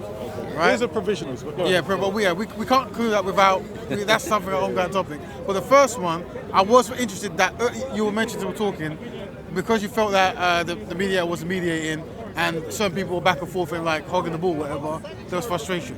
So we need, if that does happen, it's going to happen. How do we conduct ourselves? Could it not be like, brother, you're speaking long, it's okay, I speak? Yeah, no, I think the moderator should be like if you had said to me at any point, stop. Yeah, I just stopped. You know what I'm saying? I just thought because and when you went to come in, I let him get in. So you know what I mean. So yeah. You know what I mean? So if I spoke too much, I apologise. I'll suggest that if that's the case, then they should say, you know what I mean, tap the man or whatever, let him know I want to come in, so then he can indicate to the speakers, cut it short. Sometimes it's hard for me to understand like the rhythm of a conversation, because sometimes some people at home, that's some deep stuff, or we're like, we've heard this 20 years ago, so I can't just interrupt, but I don't know, I guess... I'm saying rather than, let's say, I'm not dissing him, but I'm saying he came in, My issue was there was aggression. Let me finish. But the brother's not aware of the conversations beforehand. So I'm saying, maybe we should remind everybody, this is something that we spoke about before. That's why I don't know where he's coming from. Because I'm saying it was in the text, exact subjects that we're going to discuss. You get me? Well, he says there was a list of topics that brother wanted to cover in the group. He said we'll talk about it in the pub. But what we've done, right, is we went on from, what's this thing here? Somali. The communications. I think he was here earlier when we was actually speaking. We actually, me and Raven and Shakara, was actually saying, what are we actually going to talk about? So maybe there was a text in the WhatsApp group when we got to the park. Yeah, we try to decide what we're talking about. Differently. And we actually agreed upon the first topic. Because I won't try to go in the Somali route. We hadn't fully agreed upon the second topic yet. No, but I put it out there. Let me just put this out there. When it comes to our cause, So I'm trying to say, so because we hadn't agreed on that second topic, I was calm, we went with it anyway. When it came to our third topic now, and he was going to move on to Sunni Islam, or so on and so forth, at that point I was like, alright, cool. I didn't really get a point to participate in the Somali conversation anyway, because I realised there was something going on there, and it was... No, but that's the point. Do you want to? No, but they were inseparable. This is what I'm saying. No, hold on, bro. That's your opinion, innit? No, listen. Have you finished? I'm saying, listen. I'm saying you read it and you read it. When I put it on it's a different argument. Listen what I'm saying to you. Whether you wanted to respond to that or not, I'm saying what I put on the table in the message was this issue of Sunniism and Somalis. Yes or no? Yeah, no, I'm not disputing that. What I'm saying, yes or no? I'm trying to harmonize. Yes or no? Yeah. Please, yes or no? Yes, you said that. I want him to confirm. I said I'm not disputing it. No, I don't want to dispute. Yes or no, brother? Come on. What the hell? Yes. Okay. So therefore, it was very clear that my angle is never that the Somali issue is separate without the Sunni one. Yeah, but I'm not saying that that's your angle. I'm trying to harmonize it with what Taka is saying. Yeah. What I'm saying is, what I was trying to say to make them separate, is because that's my opinion, and I sense that there are others who might hold that opinion. So he doesn't want to speak about the Sunni thing and the way he wanted to make a contribution about the Somali thing. Yeah. So I was trying to say, let's not conflate the two issues right now, innit? Like, let's have this conversation about this. I have no problem with that. That's what I'm trying to say. This is what I'm saying. When you make that clear from the get-go, because I'm saying if I bring up the subject and I've already mentioned that they're inseparable, then why am I going to think? I wasn't disputing that. No. I'm saying, why would you think that I'm not, brother? I'm saying if that's your position, then at the get-go, say you're seeing it as two separate things. Let's discuss this one. That's fine. And maybe that's what I was saying. Hold on. And maybe not even discuss the other one. Do you get my point? Quite take it. Well, brother Scarlett, is there anything you want to add about the Somali angle? From your opinion? Not really, to be fair. I mean, from my perspective, I live in Shepherd's Bush, so it's like a lot of Somalis in the community. I've never personally had any issues of racism or any issues like that with the Somali brothers. Like one of my close brethren is a Somali brother. He's a good guy. Like I talk to him on a level, talk about politics. Not really experienced racism for him. Would I say there's racism in the community or anti-blackness within that community? I would say definitely there probably is anti-blackness in that community. And I'd say there's anti-blackness in a lot of communities across Africa, in a lot of different places, a lot of different parts. But if we talk about specifically Somalia, where it comes from, I don't know. My question is, what are we going to do about it today? And my thing is, I can link up with my Somali brother today, and me and him can fireband that sort of behaviour today together, and he'd be on my side on that, and he can actually encourage more people in his community, his little brothers, and so on, about what's going on in that community, and remove that sort of culture. So my thing is, what are you going to do today? Because we can talk about bias in the culture 1,000 years. Let's talk about what we can do for it tomorrow. I agree. So when I look at my Somali brothers, I try to counteract if they got that culture. If they have that culture, we deal with it there and then. We move on to saying, well, how are you going to address this and what are the best solutions? I agree. To actually get you to understand that you are black yourself. Yes. You're first. I Love agree. your blackness. I agree. And you love all your other black brothers. And actually, should I tell you what? There's a thing called Pan-Africanism. I'm going to try and get you onto it as well. Innit? So that's it. So all right. I'm saying no, because the first thing that came to my head, as soon as you said Pan-Africanism, something came to my mind, right? So I'm saying what I wanted to say was the first thing for, let's say, your brethren, for us to know your brethren is down, is for him to tell you the truth about what's predominant in their culture, because a lot of their anti-blackism is kept within their language. Number one, I assume you can't speak their language, yes? Okay. Number two, it may not show its head until there's conflict. Like a lot of them here, it only showed when one of their Sunni brothers was opposing someone else. Do you understand? Yeah. That's where it started to show itself, who their allegiance is with. Do you get me? So therefore, when you're saying, I haven't experienced it, what has happened for you to either have or not? Do you get what I'm saying? Yeah, I've had arguments and beefs, like we've fallen out, not talking for a long time, not talking about some serious issues, and then link back up again. You mean the guys? Yeah, and other Somali brothers in general. Can I ask a question? And I've not really never had them turn around and turn to me and say, you dirty black this, Jamaican that. I'm not really. But they weren't saying it in their language. No, but my thing is this: there are people there are people that. You didn't finish. No, let's go. I thought it was finished. Sorry. Let's go. It's a question. It's more a question. There are people that are very assertive and proud, and like definitive in terms of affirming their culture, and their identity, So I don't know if and I can identify that with Somali people in general, But I see them do that even within the context of Islam, So or Sunniism, as you might define it, So in the sense of the fact that there's definitely a unique expression, of the religion, that is a part of how Somalis carry the thing, So I'm a Somali even in relation to the Pakistani or the Bangladeshi or just what I'm saying, man Somali fam, So it's not like I don't see it necessarily as the Somaliness.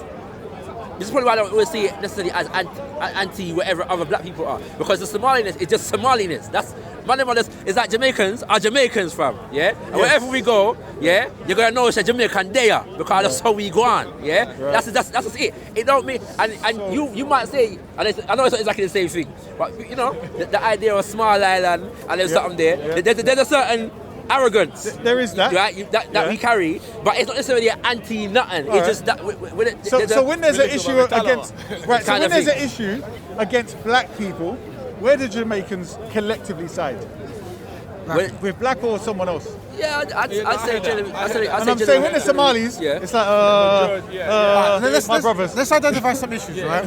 All right. So it's like if someone is practicing racism against black people, and then a black person then sides with the person who's practicing racism, this is the issue, right? I'm coming back here.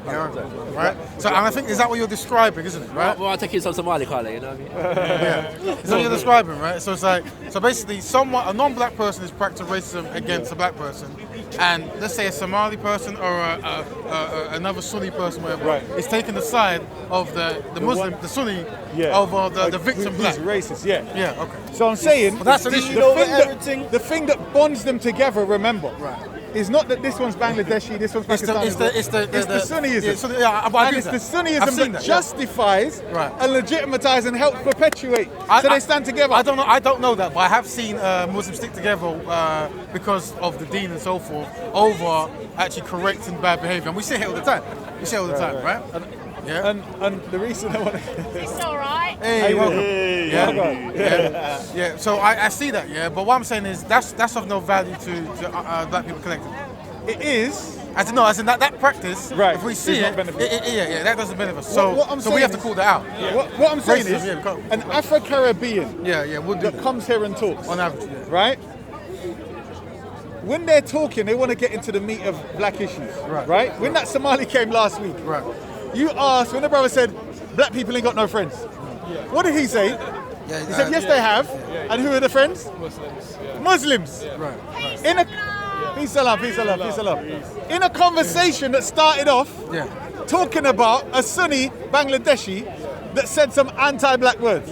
Do you not find that brain warped? To talk about Muslims. But what I would say is that... And he defines him as a Muslim, by the way. Yeah, I understand. But there are some Somali brothers who are more understanding of the black collective plight, right? And are more connected to black consciousness and so forth. So with them, that doesn't really come out, right? Some generations. You know, like some of the people, some of the Somalis. Right. Like, I'm Somali myself. There we go. Is it like the Somalis back home? Yeah, like the older generation. Yeah. They have that kind of opinion. Right. Like the Somalis here, there is that kind the of less religious minority. Right. Minority. Right. But like the elders have that kind of mentality. We don't have that mentality. Yeah, well, that's what you're saying, but I think what we're trying to say is, if a situation happens, where there's a Nigerian black person, right, and a Arab Muslim person is practicing racism against him, if the Somali Muslim sides with the Arab racist over the Nigerian, doesn't try to seek justice, that's the challenge or the issue that we're dealing with. And what brother's trying to say is the culture of the religion is keeping them from constantly practicing racism in that regard. But I can say it exists, but it's basically a minority. That's what I think. Okay. I'll get you to write something. The older generation. Right. That have. We've witnessed different. We've witnessed different from the youngers to the olders here. And even if you watch Somali Corner, you will see continuous conversations where they sort of skirt around the issue lightly. And so you can read from that how they feel about... So I seem like we've identified the problem. We realize there is a problem amongst Sunni Muslims in general, right? That does this. So what's the next step? Well, unfortunately, I don't think it will only be known to be identified once we agree to stop calling them Muslims and call them Sunnis. That's when you know we've identified it. Okay. I got a friend, right, who saw that debate last week between they're not black people have no friends. One of my close friends, I won't say his name in it, but he was taking the side of a Somali brother and saying, Muslims are our friends, you can't say that, blah blah. We should be inclusive of the whole ummah. He's a Shia, a black Grenadian Shia, mixed Shia. But he believes that we should be inclusive of the whole ummah. So to say that only Sunni Muslims come under the idea that we have to be inclusive of everybody else, I don't think it's true. I didn't say that. But the thing is, once again, definition. When we talk about having no friends, we have to clearly define it, don't we? Yeah, I know. I get the point. Because once again, it becomes a form of kumbayasm where it's like, I'm your friend, innit? But there's no benefit in that kind of way of thinking, innit? Yeah? We're saying that collectively, there's no identified people group who are going to be dedicated to actually stopping oppression or even helping people out of a certain situation. And I get that 100%. 100%. So, for example, if you look at what was the slave trade recently going on in North Africa? Where was that? Like Libya, right? Okay. Yeah, that's a perfect example where when we went outside and we saw the marches, we didn't see the group we're describing, right? Because they didn't recognize it as the issue. But we'll see those same people maybe in Palestine issues and so forth, which is fine because they identify closer to the Palestinians than the Muslim sub-Saharan North Africans, right? So this is the issue, right? So your brother there, he's might be in that kind of kumbaya mindset. So he's saying what? That that basically black movement should try to be inclusive and look towards other groups like the dark-skinned Bengalis, etc., etc. And that's the point. I was trying to make the argument, say, you know what?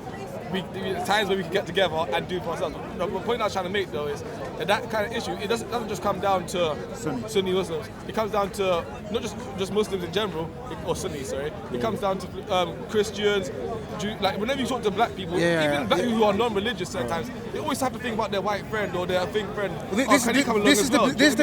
we're getting something. This is my area now. Shall I say why I make a difference? Let me say my point in general, right? But this is something that I see consistent. This comes down to the self-esteem of black people, where anytime you try to come together and do something, you're trying to look outside yourself for solutions. And all the other people groups I look at, whether it's the Gypsy community, it could be the Asian community, the Jewish community, they never do that. They never start a conversation with who can we ask for help?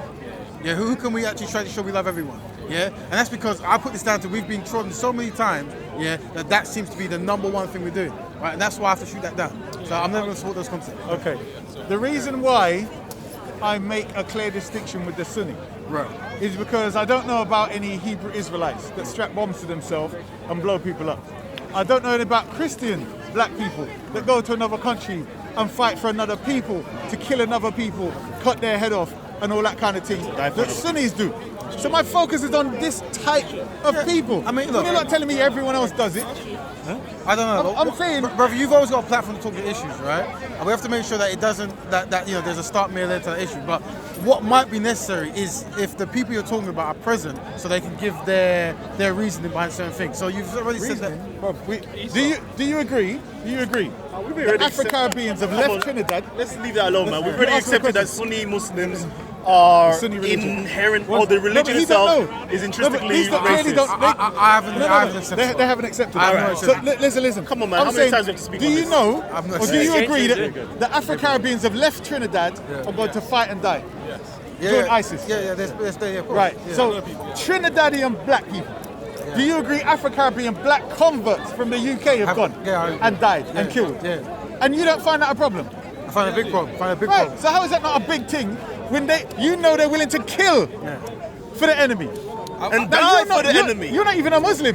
So where do you think you are in this? To some extent, from my perspective, I feel like some of these youths, if they had been given an agenda from within our own community and we set the agenda from the start, they would have never went down that lane. So I know, like, I don't want to incriminate now. I know some of the people, one or two people who have went, and if them men were put on the right path from the start, they wouldn't have done that. Do you know what I mean? Okay. Well, that's a community issue where we have to get there, because other cultural groups and other practices seem much more appealing than Black Burma building. Yeah, trying to help black people through challenges doesn't seem appealing anymore. That's because we've dropped the ball. The generation above us dropped the ball. Now we're dropping the ball, innit? So so they're gonna find that kind of lifestyle more appealing than what we're doing here today. But this is why I'm saying, when people like yourself, like Kalam, brothers here that have a platform, that are outspoken and doing something, that's why my appealment is to yours. I hear that. Do you understand? You don't see me going to the little man, But there's a reason why in the stuff I do, homosexuality, miscegenation and religion isn't spoken about. But the problem is with that, I'm telling you, the issue is when it becomes the major obstacle to black betterment building for millions of people. Here's what it is, right? It's like there's certain choices people are going to make that's going to... So for example, I was speaking to some black Muslim brothers, right? And they were so far behind that even if they at that minute said they're going to be practice black betterment building, right? It won't change enough because they're so far behind, and sometimes we have to focus on... It's not about behind, it's about who's willing to topple what you're on. The thing is, you get the point. I'm looking for people, like sometimes it's too much resource to try to train certain people groups. Sometimes it really is. Listen to what you're saying. Yeah. Train certain people groups. Yeah. Yes. Right. Let me explain. It's about speeding up the process. Right. When I converted over 20 years ago. 20 years. It took you 20 years. Right? Over 20 years. Right. It took you 20 years to get here today, yeah? No, I converted over 20 years ago. Okay. I was saying to you. To Islam? To true Islam, yeah. Right. So when I converted, if I said the Prophet was black, it was the black was, what's that? How's that going to help you get to Jannah? Yeah. Even Isa admitted saying that to me about 8 years ago. Astaghfirullah, what's race got to do with it? And in the end of the conversation, you see they're veering towards him not being black. But they're trying to come at me. Yeah, anti-black. And because of Facebook, a lot of these arguments are now, they're seeing Pakistani comments, Arabic comments, all of these different, and gradually they're veering towards this side. But I'm saying it's taking too long. Do you get what I'm saying? So while you're here, as I would not being disrespectful, dilly-dallying around the subject, I'm saying you've got people that are active, that would assist and help. If that stuff was sorted out, because it needs to be. The Christian thing, for us, is more or less dealt with as the black community. Like those who want to do it, whatever, it's just a party for them and they go to church and dance and whatever else. You get me? It's not a real... Some people take it serious, but for us in our growth and development, it's not the biggest obstacle it was before. And I'm saying this thing is active and it's a global phenomenon. Now what I would like to happen, bro, I would like these topics to be tackled by the Sunni community, the black Sunni community, and I'm happy to set a platform to discuss it, right? Because I'm not best qualified to know what is going on in mosques and so forth, right? If it is going on too, right? What I'm saying is I'm willing to facilitate it, right? And that's all I can say. No, that's cool. Yeah, you've identified that there might be a problem, and I'm happy to address it. Yeah, I think we should do that. Try and set that up. Yeah. No, that's what I said. Is there any other conversations? Because I got to go soon. All right. So I have to go for a walk. I used to live in the Middle East. Did you? And I know I read the Quran in jail. And in what? In jail. I was attacked by a Muslim Pakistani taxi driver in 2013. I was held for 2 years without a legal ability to work or leave the country, and I was in and out of jail. But a Muslim guy gave me the Quran, and I read the Quran, so I found it quite interesting. One of the things in the Quran is about the system of governance, and the system of governance to me was a totalitarian system of governance. Okay. It was a no, that's more of a question than I think. Is that what you found in it? I mean, you could use that term. I would no, but it's like a leader. It's like a caliph. I would say holistic and all-pervading. No. I'm talking about the actual structure. I'm not talking about. I would say that's the Sunni religion, which is separate to Islam. So if you're in Saudi Arabia, the majority were Sunni in the. So the whole structure, the ideology is all. No, I'm talking about in the Quran. I'm talking about what it said in the Quran. I'm not talking about. Can you think of anything that you're saying from the Quran in relation to that? Well, no, I'm saying what you saw and what you read. I'm saying that in the set because obviously the Quran is a whole of life structure, right? Yeah. So what the actual system of governance in the Quran was the caliph or the leader. And he was to give out. It's not like a democracy where the whole tribe chips in for the decision making. Correct? According to Sunnis. No, I'm talking about. I didn't read that. That's not in the Quran. Then. That's not in the Quran. In the Hadith, though. In the Hadith, it's not even really in the Hadith. Is it not? It's in the scholars' writings. In other words, the Sunni scholars are claiming that's how it should be in Islam. You've got 3 or 4 different ways of how someone becomes a caliph in the Sunni religion. So what would you say the governmental structure in the Quran? The governmental structure from the Quran is that Allah appoints. So after the Prophet, he, from guidance from Allah, appoints Ali.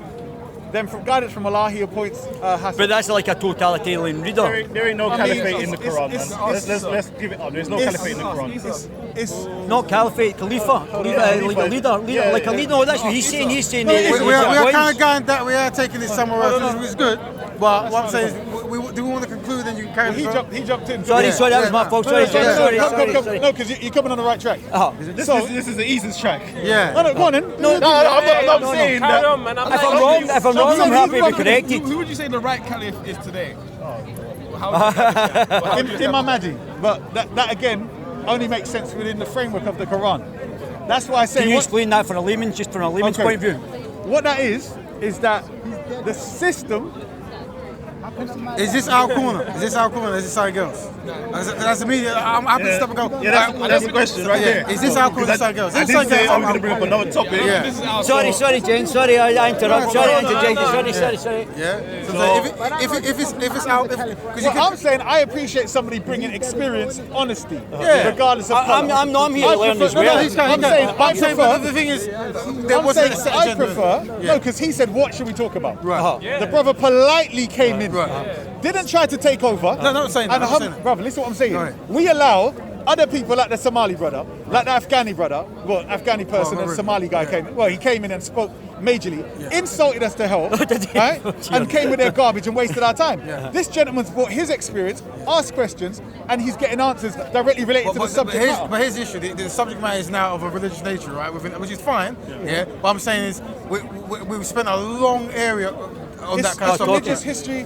It's politics. I mean, so are we going to discuss the caliphate in the Quran? Yes or no? That's the question. It wasn't the caliphate. It wasn't the caliphate as the overall structure for all Muslims. I was meaning the actual system of governance for in a Muslim country. Right. What was the actual system that was laid down in the Quran? There's none. There is. I agree with you. I agree with you. That's fine. That's right. I think you're right. I'll give the evidence. Is this a topic for our corner? If it is, fair enough. It's a topic Tell me for our how. corner. Tell me how. Just let me know how. It's a topic for our corner. What is the corner, guys? What is this? What is the general sort of context of this sort of? I don't know. But what I'm saying, remember what I said, yeah? This is a black Birmingham building concept, right? Now, from what I understand, once you start going down the religious text, it goes somewhere else, right? That's why people come back and say, Can you explain what that means? Here's what it means, right? Yeah, it's like, I don't mind when it comes to information. Information is important, right? But if we establish that this is our corner, yeah? Unless we're saying that this particular hadith or Quran, is specific for black people, then I don't say black people. Here's the issue, and this is why I've... So let's discuss the issue. Are we saying we're cutting this? No, wait. Are we cutting our corner right now? No, we're not. We're discussing our corner. We're discussing our corner. This is still our corner. No, we're discussing our corner. Yeah? And I'm saying to you, when it comes to these particular issues where you're saying religion doesn't matter. I'm not saying it doesn't matter. I'm not saying it doesn't matter. No. But I'm saying we have to. I'm saying there's going to be brothers and sisters at home, yeah, who are watching, right? And it's like they're not necessarily going to understand why we are here. So we have to prepare them for that. No. Yeah? When I say it don't matter, no. I don't think we have. No. Listen. When I say it don't matter, meaning it don't matter what religion you are when you join our corner. Of course, you can be right. wrong. No. I'm saying to you then.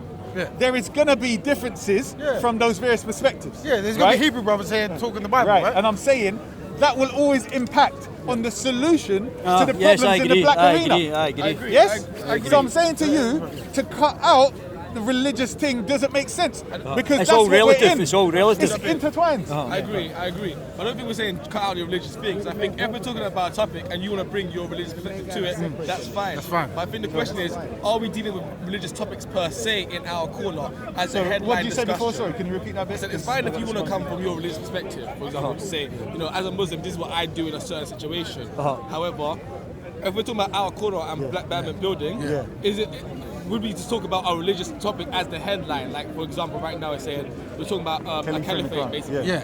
Is that relevant as a whole To black people Black collectively? Diamond Building? Talking about So religion? it would be. genetically. So this is my point where, this is why I personally, as I've told you before, this thing where you like to say keep religion out and don't, because it causes a lot of problems. It does. It's absolutely ridiculous unless you say it's not going to be discussed in certain arenas. Because I'm saying to you, if you get a Muslim who's down with Islam in the subject matter, some point of time in solving the problem, going to come up. his head is going to be the Quran says, the Hadith says. Yeah, Even the Hebrew Israelite is going to be the Bible says and so on. right? That's fine. And That's therefore, fine. to do that, Right. he has to now demonstrate for those who don't accept that. I'll be honest with you. viewpoint. The thing is, I've been here before for many years, right? And it quickly goes south, innit? No. Because This- it really does. No, stop. You're not talking about the caliphate. Who's the next?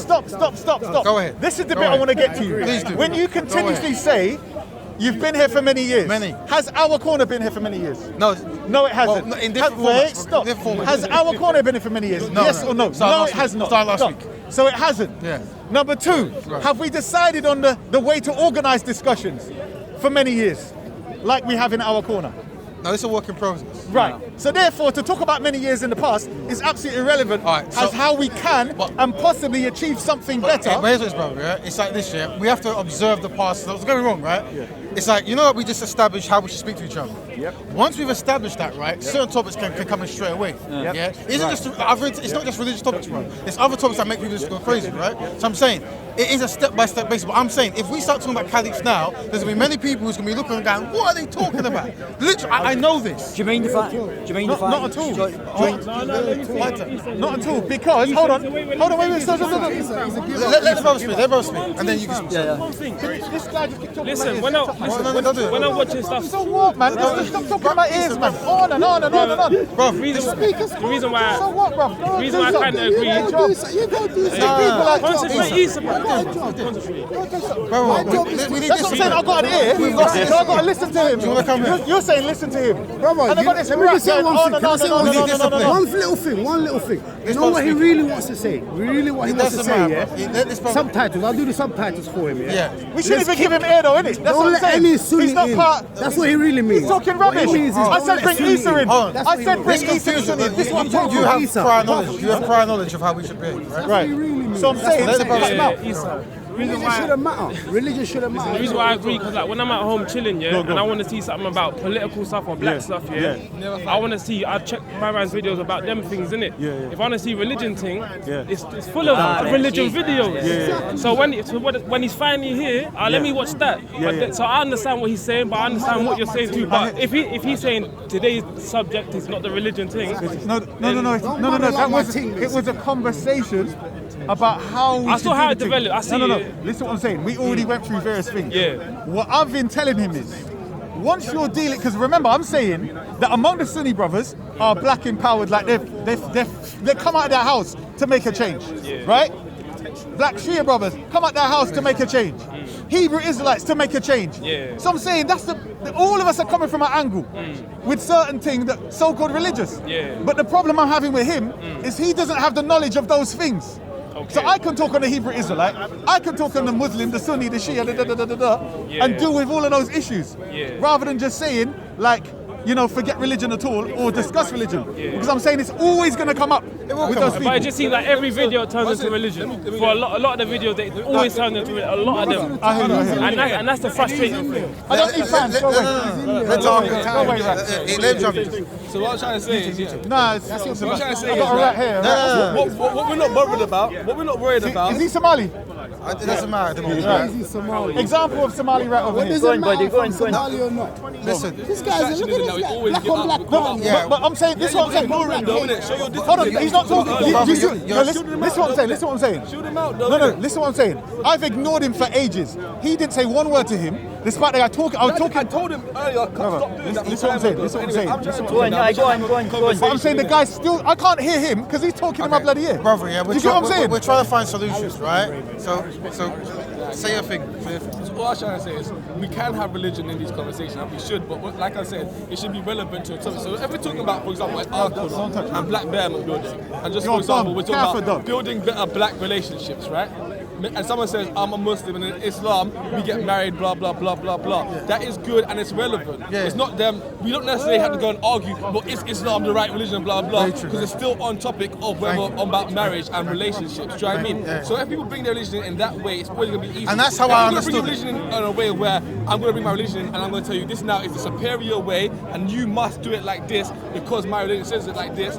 That's going to take us down to an argument where it's going to be religious. So we don't mind people bring religion to the table. But also, like I said, the top headline topic shouldn't really be a religious one. Thank you. Yeah. So what I'm saying is, we have to try to connect these ideas into black bearment building. So if you are talking about the caliphate and that, then you have to go, here's how it benefits black people. 100. Right? Does that mean, because not everyone understands. They don't have the knowledge you guys have. One sec. What I'm demonstrating is that he and yourself have a Eurocentric view of religion. Yes, probably. Because as black people, no topic we could raise would ever be separate from what you call religion. Okay. Agreed or not? From a Muslim point of view? No, I said as black people. I'm saying if you go to any black tradition anywhere, Kemet, Celts, whatever black people. What do you mean? All right, name one. Voodoo. 1 second. Ifa. Name one. So basically, what I just said there is, I wasn't removing religion. I said the top line discussion isn't religion. So if we're talking about knife crime in the community, right? Yeah. And I say in Islam, this is how we would deal with it. Basically, I'm allowed to bring religion in, and that is conducive to the conversation. That's what he's trying to say. That is fine. But what we're saying, the headline that's conversation. That's my point. But religion. Maybe. No. But that's where you find people, isn't it? That's where you find people. No. Listen what I'm saying. He's then responded as if to say it's not. I'm saying to you, the headline in a traditional black man's tradition, culture, would be religion. Because the glasses that you see the problem would be through what you call religion. What's the problem with this? Oh, we have to consult our text, our Ifa, our oracle, etc. That's how you do it. Because it would be.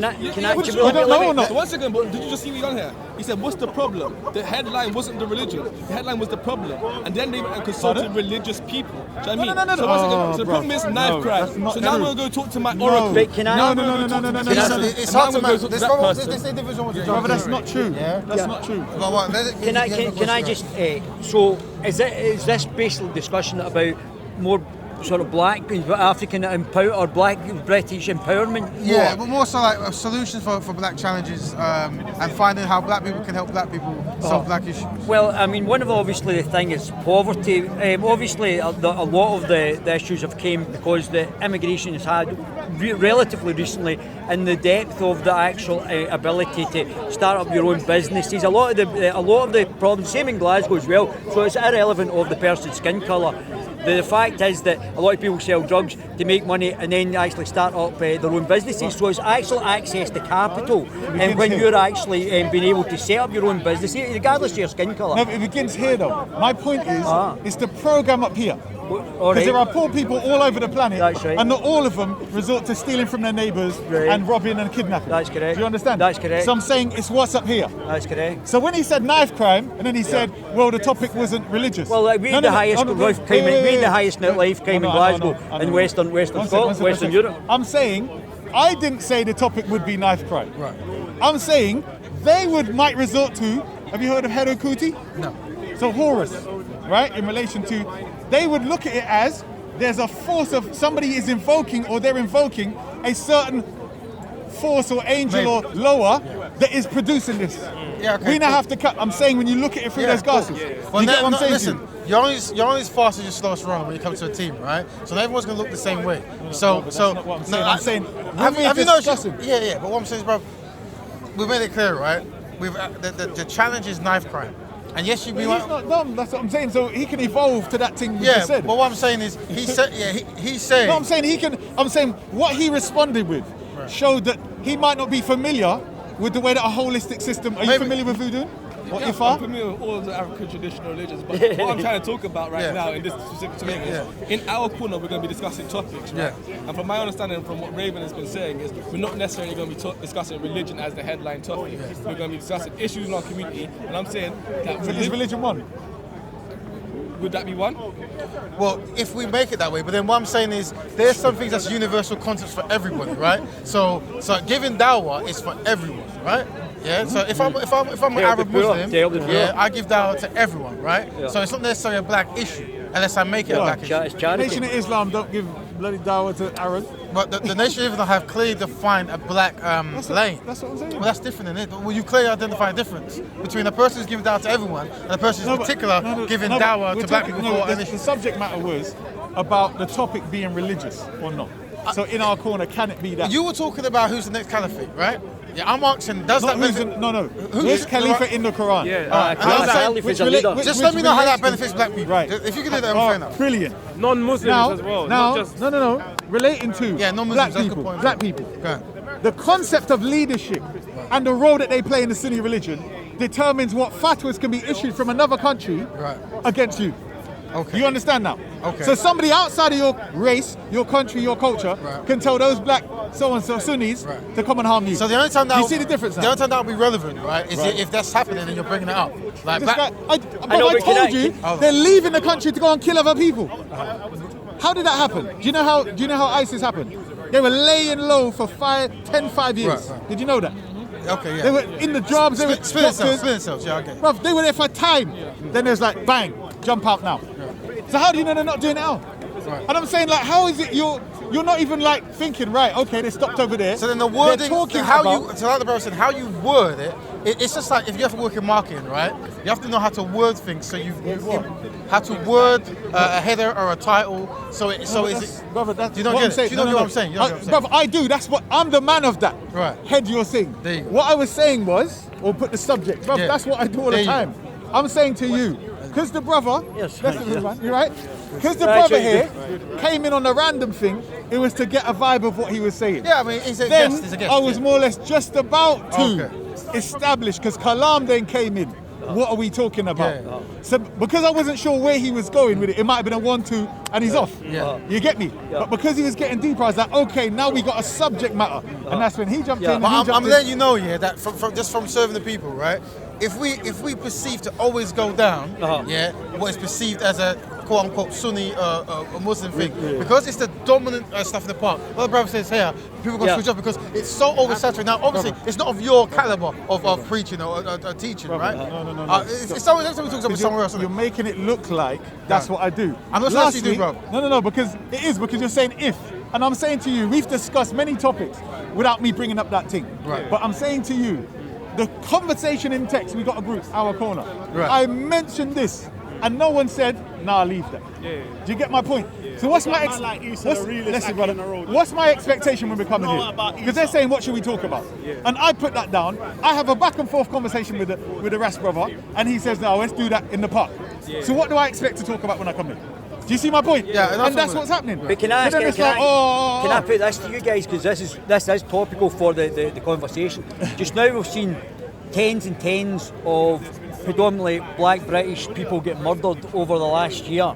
They've all been dying. Now, I come from Scotland, so we only see it from the top down, so we're not privy to what's actually the underlying thing. So it looks like, from where I'm looking at it, there's drugs involved, it looks like, and there's also tribalism in the fact that it looks like territorial gang stuff. So whether there's a combination in between that and the drugs as well, that's what it's looking like. So the prevalence of drugs in the British Black London community and the tribalism between that looks like it's causing a lot of under policing and to try and protect the young black British people. It's none of that. It's always the mentality.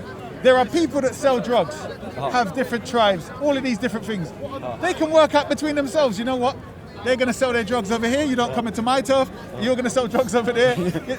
People can do that once you've got it up here. I'm not saying people should sell drugs. I'm just making a point. That this thing is that they're following a pattern sold to them or given to them freely of killing yourself as black people. Yeah, well, we did the same in Glasgow, didn't we? We did the same in Glasgow. I don't know much about Glasgow, but I'm saying, as black people talking about our corner and what's going on here, I'm saying they're following a pattern. They're talking about the pattern, rapping about the pattern, living the pattern. So I'm saying this is what they're doing. It's a life cycle. If they were living about something else, talking about something else, thinking about something else, they'd act different. Can I comment on that? Because recently, because I work with a lot of young people in prison and all these kind of things. I would interview like an elder Rasta. He used to do music and that. And one of the biggest difference between like the 70s, 80s, that generation, they still had a lot of issues going on. But their music and the whole culture was more conscious. And even though they come from yard and they come from the most ghetto places, they were singing about political stuff and all that. So it was just created a consciousness, and right now the consciousness is down there. There's a few sparks, but there's more information available now. So the ones that are, the shining ones, they got a certain level of information, but the general masses. I think it's also very down in the music as well. I mean, it's all sort of harming each other. Just I'm not into it at all, and I've done it like that. Music plays a big role, but I think also in terms of a misconnect between the generation who were making that reggae music in the past and the generation that are now. Like culturally, they're almost two different cultures. The young people right now who are listening to drill, and some of our parents' generation who are listening to a lot of that reggae, there's a very big disconnect. So when the elders are even trying to talk and give advice to some of these young people, they're not taking it or receiving it in the same way. There's no respect even between those generations. I would say having before social media, because when I was a teenager, we didn't really have social media like that. That disconnect. I wasn't like trying to listen to reggae like my parents. I think the American culture that came in superseded the Caribbean culture that we had. And as youth, we were buying into a lot more and being almost raised by a lot of American culture, and our parents wasn't necessarily hip to, hold on a second, there's too much of this American stuff, not enough of our culture in there. West Indies, Exactly, and I think that plays a big role in sort of the misconnect between us and our parents. Because I'm 30, innit? And like, I listen to mostly like roots and all them things, innit? So and as I said, I work with younger people, so when I'm talking to like 18, 19-year-olds, they don't really know, they don't know Tupac is old to them and all that, innit? So it's just like, it's like there has been a major disconnect, but I feel like, I don't know, I just feel like it's, the influence is still there, but there's just not enough people talking about it. Like the conversation ain't there. But that's a whole nother conversation. That's a good conversation, man. It was brilliant. I really enjoyed that, boys. Thanks very much. Thank you for your input. Well, that might be a good conversation to have, brother. You know what I mean? That might be a good conversation to have. I see it all the time, because I'm a bit of a mix too, because British, English, Jamaican, and my age thing as well. So the way I was raised as well, it's just a certain level, innit? But we have that conversation. So you say you work in the prisons? Well, I work with like care leavers. So a lot of them, some of them, I meet them in prison. Okay. And some of them have just come out, and they're 16 to 26-year-olds. So there's a lot of stuff going on. How did you get into that kind of line of work? Well, I was in care myself, and then when I was about 20, they wanted me to mentor younger people in care, innit? And I thought I wish I had certain advice, not from a professional, so to speak, innit? What is the best advice you got that helped you turn around and have a progressive kind of outlook that you would give to people watching at home that they might not get? To me, I would always say, like, learn not just from your mistakes, but other people's mistakes. Yeah. So when I was young, when I was 14, 15 and I was in care, I used to play like Pro Evolution Soccer, What system? PlayStation 2. Okay, going back, okay. And I used to turn the volume down, but I used to be listening to speeches from like Malcolm X and all these people, innit, while I'm playing. So like, I kind of feel just knowing the struggle from before me and knowing I was part of it, and seeing what's going on and how it's affecting me and how I can make certain choices and not follow down because I was raised around a lot of madness, innit? That's why I went into care, but at the same time it's like I saw like Malcolm X. Man was raised by like a political leader kind of thing. He went into care himself. He was a hustler. He was a pimp. He done all these things. Went into prison, and then obviously we know what he became when he educated himself. So I saw that as a kid, like what, 15, 16. I was like, raw, like this is. He went through all that. Like I could do much more, innit? So you think parents should be actually showing children, their kids, like these kind of speeches and these kind of stuff? It's more about the example, I say, because like I'm not a Martin Luther King lover. I respect him because he gave more than I could give. Yeah. But at the same time, I learned he went and got a degree in philosophy. I was like, raw, like if he done that when black people getting set on fire and lynched and bombed in church getting bombed, and he went off to study and got a degree in that sort of environment, how the hell am I not going to go and get a degree right now when I'm getting some sort of support? How is that even possible? I was like, you know what? I know what I can do in it. If I had to do certain things to get money, I done it, but I was like, no, like I can see the bigger picture. But I just feel like a lot of people don't see the bigger picture. And they ain't been shown it. No one's shown them. For me personally, one thing that I'm really big on is Saturday schooling within our community. And I feel like for me personally, and you have to be like a Carla, and there's quite a lot of like Pan-African or black people who are doing stuff now, but who have become successful, they remain close to the community. And one of the things that they say what has kept them close to the community is they grew up and they were going to these Saturday schools where they learn about Malcolm X, so Martin Luther King. So I wouldn't necessarily say that parents should necessarily show them the speeches or just off the back and observe it.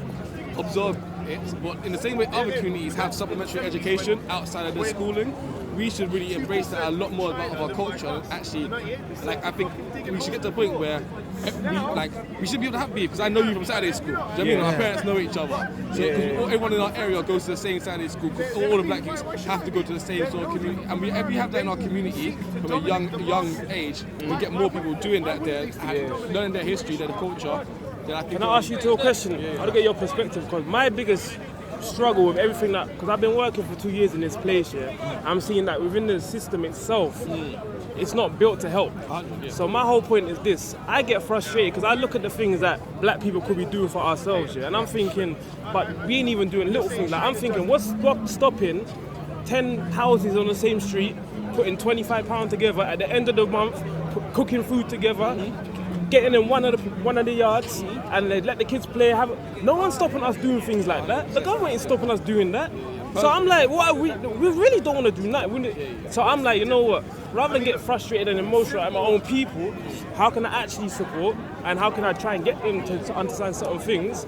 But at the same time, it's like, I don't know, man. I just feel like there's so much things we could be doing, and we can never rely on the government. And we know, the thing is, we know that. We know we can't rely on them, but the little things, we ain't even doing that. But we're spending so much money on weed and going out.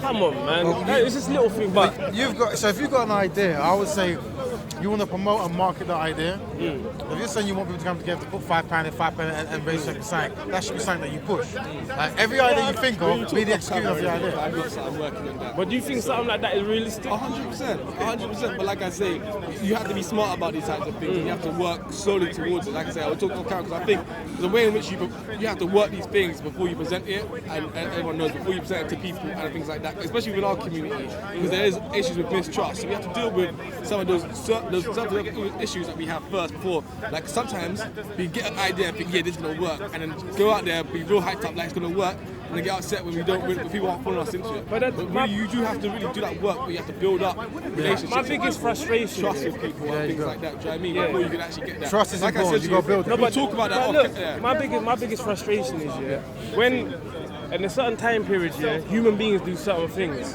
When things are ready for certain things to happen, it will just happen naturally, innit? My certain frustration is that for the basic things that should happen naturally, like for instance, I was at Westway 23, I'm from Ladbroke Grove, innit? So we was at a meeting about institutional racism within the Westway Trust, you got one of these Now's. So I had 1-2 people in there, and then we had like mostly black people in the crowd, And most of the time, the whole talk was shouting at the people, telling you're not doing this, you're not doing that, and I feel that and I understand that. But my whole point is, you're finding in front of people, and you're just shouting and telling them they know what they're doing, we know what they're doing, but we're not there's little being things. Smart or strategic. That's what I said to you, bro. But if we're not on a certain level of thinking on general as a whole, then then what does that say? Well, here's what it is, yeah. Talk to you off camera, like on a level off camera about some of that sort of stuff. Like I say, putting stuff in progress. There's a lot of stuff going on. Do you know what I mean? But like, if you're looking at us as a community, you got to understand the damage done to us. Yeah. You can't turn around tomorrow and say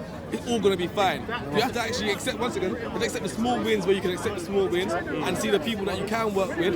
Try and start working with those actual people there, and then once you'll see, once those people who you can work with are doing it as a whole, you're gone, yeah? The Titans out of the building. But once you're once you actually start working with them, you realise, like Raymond always says, things happen in waves. So once you get the first wave, the idea, the second wave, you get the people who you can work with, who are already working in this area, working on it. The third wave, all the people who just shout and all the them things which are unproductive to really work and stuff, they're going to see how you're doing it, and they're going to adapt and start doing it that way. They'll have no Do you know choice. what I mean? So I'm saying, like, I was the same minute. I used to get frustrated at our community, like, we need to do more. Then I look, I tell you what, there's so many people in our community who I can work with, and if I just start making the first steps with them, the ball's just going to start rolling. And like you say, the things that should happen naturally, that aren't happening naturally, they're not happening naturally because the ball's not rolling yet.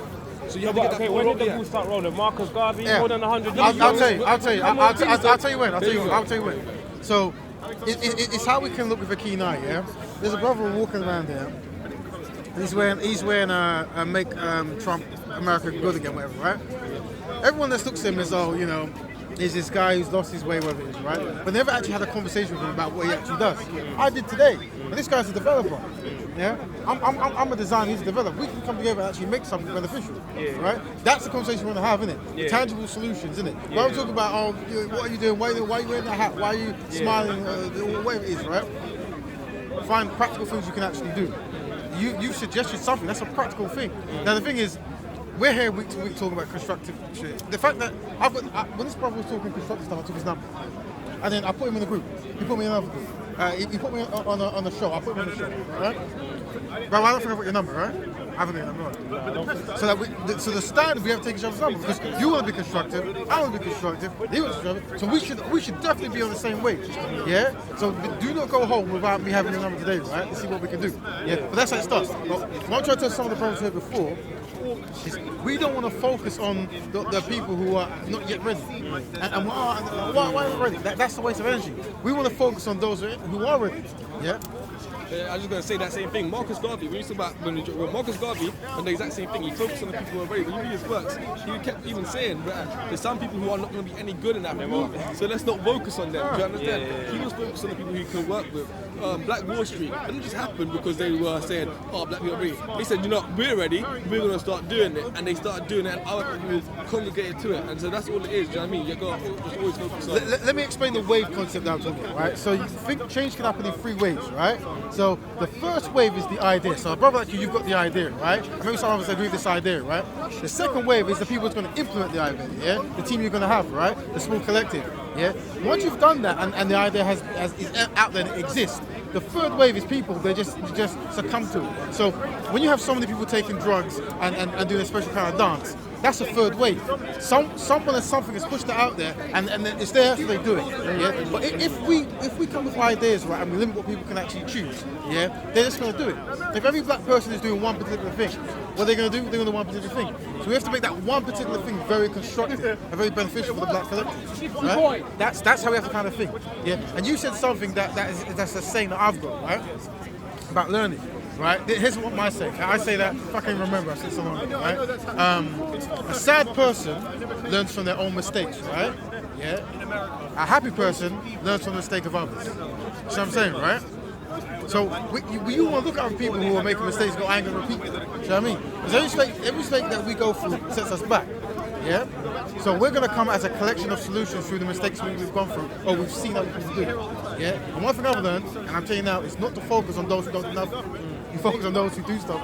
And that's why us 3 are here now. Yeah. Do you know what I mean? That's just what it is. Do you know what I mean? Trust me, like, I'm very brave the first time I come to the part, that the perspective that you started on, the calm thing and actually focusing on what you can do rather than what you can't do or what others aren't doing. And when you start doing that, you start seeing, like, step by step, like certain things I'm working on, I haven't even reached out to Irene yet, but I'm like, yeah, I'm going to get to the point where it's ready, reach out to them, and the thing is, I've seen, there's a massive network of people who are ready, but the thing is, it's about how you package it to them, how you build a relationship with them first of all, and actually, things take time. I mean, like a lot of time we're really eager because we're thinking in our relationships.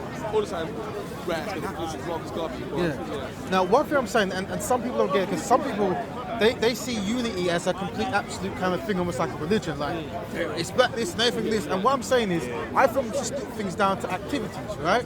So you want to be dedicated to helping black people in that activity. So, for example, there's a brother I met. This guy supports Trump, so I don't know what else he believes in. But what I do know is me and him can sit down and build an app for black people. Yeah. So I don't have to vote for his president. No, exactly. He doesn't have to vote for my president, but we can sit together. And if you check it, like to me, that's how other groups work as well. Exactly. That's like English don't like the French, and but when it comes to colonize Africa, they'll come to do it together. Same thing with Asians. One of my friends was Bengali. He went to have a Pakistani chick. The dad was gonna send her home because you can't be with him. But we look, Asians come together, why can't black? Asians do not come, well, if we stay in England, they'll do business, but they won't go any closer together. So do you think it's realistic for black people to come together in that thing? Not in the universal collective concept where it's like all activities are bound towards black. But to try to find that activities that you can do with someone. It's like this. If you become so absolutist, right, you then end up pushing people out. And like I said, by me talking to people on a level, I find out so much. Some people, they approach certain people with like, why are you wearing that? Take that off, I'm going to punch you in your face. Right? And then we don't get to the fact this guy's actually highly skilled. Matter of fact, this man's skill is more important than your aggression towards him. Yeah? You know, your aggression towards him isn't helping the community, but the skill he has can. And that's how you got to try to think, you know what I mean? Step outside the ego. That's true. It's all about, like, so if someone's got this hat on and they've had a particular experience and we just keep reinforcing that experience, at what point would they actually have a point where they actually come up and do your point of side with any sympathy before you've ever come to them with aggression? Where if you come to them and say, alright, cool, you're wearing the hat, let's talk about something else, see where we can agree on. Maybe you might talk about a little bit of politics, maybe you could convince them in a calm way that you might have a different kind of politics that they might be more beneficial working with. But it was never going to happen that the first thing you're going to have is going to look at the hat and make a whole judgment about a whole person. Can you persuade someone into wanting freedom? If someone don't want it naturally, then they ain't gonna go for it. It's when my brethren and all my people, and even me myself, when we want to get high, we're gonna go and buy a weed. Right. I could put that same money in something productive, but I don't do it my damn self. Right. What I'm saying, so as a whole, but I could admit it. As a whole, do we really want freedom or equality or independence? Cause it's like we have to be dragged. There's 1-2 people that can drag us after every generation, and we don't even respect them after they're dead. So do we really what's the real deal? Because I would have given my life to my people, but at the same time, the people that done that ain't even respected. I think it's about the system that we have now makes things easy. Do you know what I mean? And this is what Ray was trying to do in terms of breaking things down. When you start making black betterment easy for people, they'll do it a lot because it's a lot easier. If you try to make it a lot harder for the people, they're not going to be able to do it. So right now the system makes it easy for you because right now you're stressed doing a 9 to 5, which you have to do. So it makes it easy for you to just spend the little money you have on weed because that's going to help you get past it. Do you know what I mean? The system, exactly. The system makes it easy. So what we need to do is find ways to make black betterment easier for people to do, and then they're going to do it a lot more often. Do you know what I mean? The brain is actually hardwired to do easier patterns. Anything you can do, the brain's always going to try and find an easy way to do it and try and do it that way. That's just your human nature, do you know what I mean? Yeah. So I think that's I could kind of off at certain point. I'm not going to let certain things get in the way of what I really need to do. I still function, I still do everything I need to do. What I'm saying is, it just seems like you have, I don't know, as a group, I'm talking about historically, because I look at time spans from different, innit? I look at talk about waves and phases in human history. I just think at the moment, after a couple 500 years, the last 500 years in particular, I don't know, I just feel like maybe we ain't ready for what we think we're ready for. 1-2 ready for it, but... That's your experience though, isn't it? And we're making our own experiences. That's the most important thing is... That's powerful, we make our experiences, right? So it's like, what could we do to like I was saying, to make these professional, constructive things appealing to our people? For example, a man gets a microphone and he raps about selling drugs and this and pimping and all this, because somewhere along the line that's made appealing, right? So we have to then remarket that as unappealing. So we say like, okay, you're a pimp, yeah? So first of all, we make them value women. We make them value themselves, then value women. So for them to want to be a pimp, they're like, you know what, I'm actually anti myself, right? So there's no value in that, right? And then we make certain things like as in having knowledge, as something to aspire to. So maybe there might be some communities with more when you go to the library or something. Back in the day, right? But we reverse it, innit? We actually say, look, today I've learned this and I'm rapping about it, right? And that then becomes the thing. Yeah, black people can trendify anything. The new dance, the new trainers, the new haircut. So what we do, we trendify black the building as professional Afro solution-based thinkers, literally.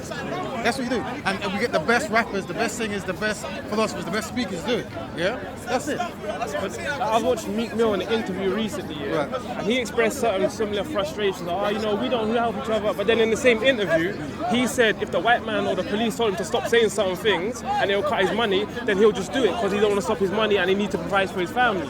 So I'm like, to me, it just seems like, I don't know. Well, you have to know. So what is that? Break down what he's really saying. He's saying that he is subjugated to those higher powers, right? So rather than saying angry, we have to have an understanding. We go, okay, how can we work with people like him to minimize that, innit? Yeah? So one thing that Nation of Islam used to do quite big back in the day with people like Muhammad Ali and so on, is they actually do some things that people get. I was leaving that. Yeah. Feel kind to the word. What's the conversation anyway? Black Behaviour building. Oh, I see. You should stay for this part. Stay for this part. Next week. But yeah, so it would have been so what the Nation of Islam done was that they was actually able to give people like Muhammad Ali and even Mike Tyson for a period of time actually housing and actually a sort of place where they actually could actually have security guards and all of these things outside of the system. So they actually created an ecosystem where you could actually be free and independent and outside the system. Whereas right now, obviously, Meek Mill doesn't have that. So Meek Mill is saying, if I do say certain things, they're going to take my money away, and who's going to be able to help me? But exactly. So if most people have that kind of spirit, but you can say that. If most people have that kind of spirit, or you can also say, well, how can we create this sort of eco-structure that Nation of Islam had? Because that way, you don't have to worry about what Islam but then you're still relying on the government allowing you to do that. Because when they're ready to physically take them resources and buildings away, ain't no one going to stand up because they still got that spirit. One second, but that comes on another discussion. Here's what it is. I think you're correct in the sense of understand how supreme power works, or at least earthly power works, right? What I'm saying is sometimes with black people, and I notice it here a lot, we go too deep, too quick. Yeah. It's like you wake up one morning, you go, you know what? I'm going to get a job, I'm going to actually try to support my wife, support my kids. You know what? The government, there's some hidden powers. They're going to take it back from me. Yeah. You know what? There's some kind of flying saucer that might come and destroy the earth. And this actually happens, right? I go, you know what? I'm just going to go back to bed. I'm thinking, no. Keep trying to find solutions, bro. And as you're doing it, you'll work things out. I'm not going back to bed. My whole thing is I'm going to leave England, innit? So my whole thing is people are living in England thinking you can try and change England. You could, I don't think you can say. But no, my whole point is, basically, my whole point is, there's 1-2 people, I feel, not even 1 or 2, there's a lot of people that are on a certain level of understanding they can do certain things, and that's cool. But if the majority ain't, and you're living in a place where systematically they will fuck up everything, is it realistic to say you can do something in Britain, which is the real throne? Here's what we're talking about. Here's what he's saying. When we talk about doing stuff. I think people get confused and think we're talking about taking over Britain and making it out of black people. That's not what we're talking about. Yeah. So no one thinks that though. No one thinks black people are going to do that. So you're starting off at the wrong point. I think that's what some people do think. Maybe who thinks that? No one thinks that. I've experiences like that. That's where I'm coming from. Let me not cut. I've had experiences like that. That's where I'm coming from. That's why I said that. Do you know what I mean? So the point I'm trying to make is we're not worried about trying to change England or make England anything different. What we're trying to say is, so I live in Shepherd's Bush, right? So we've got big Somali community in Shepherd's Bush. What the Somali community do is they pull their resources together and their money together, and they are able to attain a certain level of standards and decency living here in the UK. Not all of them, but some of them. And they are able to take a lot of that money and send it back to Somalia and actually engage within politics there in Somalia to make a change back in their homeland. So when we're talking about black women here in the UK, we're not worried about trying to change the UK. What we're talking about here is actually trying to build up wealth and skills amongst our community. So if you want to go back to some place outside the UK, if I want to go back to somewhere different, that's cool, but I will have the skills, I'll have a financial basis to do that, and I'll have your contact and his contact. So when I'm in that other country, I can say, yo, it's live over there, you might want to come here. Or I got melons over here, you want to trade, or do you know what I mean? It's about building up that network. Connections is so important, bro. So if I'm going to a new country and I don't know anything, I'm starting fresh, innit? So I just went to Gambia, I had to make connects in Gambia. So next time I go back, I know, innit? So now if you want to go Gambia, bro, I'll get these 2 guys, I'll give you his number, stay at this house, it's cheaper, and don't pay the taxi people this much because it's really this much, So it's that kind of networking thing, innit? So that's where we're at. But We have to start. Can I ask you another question? Oh, just much as like. Yeah, I went to France recently, and I noticed the difference in mentality in black people over there and black people over here. Okay. Like over there, I noticed that whether they're born there or whether they're born in the world or in Africa, with a lot of the African people I met there, they will just consider themselves French straight off, and they will be like, look, the system ain't perfect, but at the end of the day, we're French and we have to try and change it. Now, when I asked like where you from, he's like, oh, I'm just French. I said to him, you know, when you go to England, you ask black people like, where are you from? They're gonna say Jamaica, Nigeria, Ghana, and it's a difference in understanding. And at first I was angry. I was like, right, like them people, they don't care about where they're from. They can, but in 20 years' time, they're gonna have more of a foundation in terms of how they live, better quality, how they're living, businesses and things like that. But I can ask you why they think that way, because in France, the France, like you can like be part of the French army outside of France, and they actually have that structure where everyone sees themselves as French like that. So what perspective would you think is beneficial in the long run? Well, it's like this, and here's how it works. Right? When it comes to mistreatment, I don't care if you call yourself French, I don't care if you call yourself English, I don't care if you're Oprah Winfrey and you're a billionaire, yeah? Someone's gonna check you soon, innit? Oprah Winfrey got checked when she went to that shop. The bags. Yeah. Those French people are gonna get checked when they go into a bank and they go, and once they're there, the other brothers are gonna go, are you ready now, bro? You know, it's just crazy though. She didn't recognize Oprah. She didn't recognize Oprah. I was kind of shocked. Well, yeah, she said she was best friends with Tina Turner, apparently. But either way, what I'm saying is, this I see day to day, yeah. There's always some new kind of nuance of like why black people do something else, but you're gonna get checked. Yeah. When I came here, I started talking about black Batman buildings, and to many people, some people didn't identify as black, and some people didn't, what is black, right? Certain things started happening. Now they're black. Now there's no question. Yeah. I'm just gonna wait for you to get checked, and I'm gonna step in. Okay, you're black now. Now let's start doing some work. Yeah. So that's what I'm saying. It's like. How do you get checked? Like, what do you mean by checked? So what I'm saying is, it's like, just say I'm a brother, right? And this brother's like, you know, brother, yeah, let's come together and try to help black people. And I go, no, I'm not black, first of all. This black is a made-up word that's political, so I'm not going to subscribe to it. And also, I love everyone, and what you're talking about is not love, right? And then what happens, I go step next to a non-black person, and then we're driving the car, they swerve the car, and they go, that bloody nigga! And then they go, oh, sorry, I didn't mean that. I've not been checked, yeah? I was like, oh.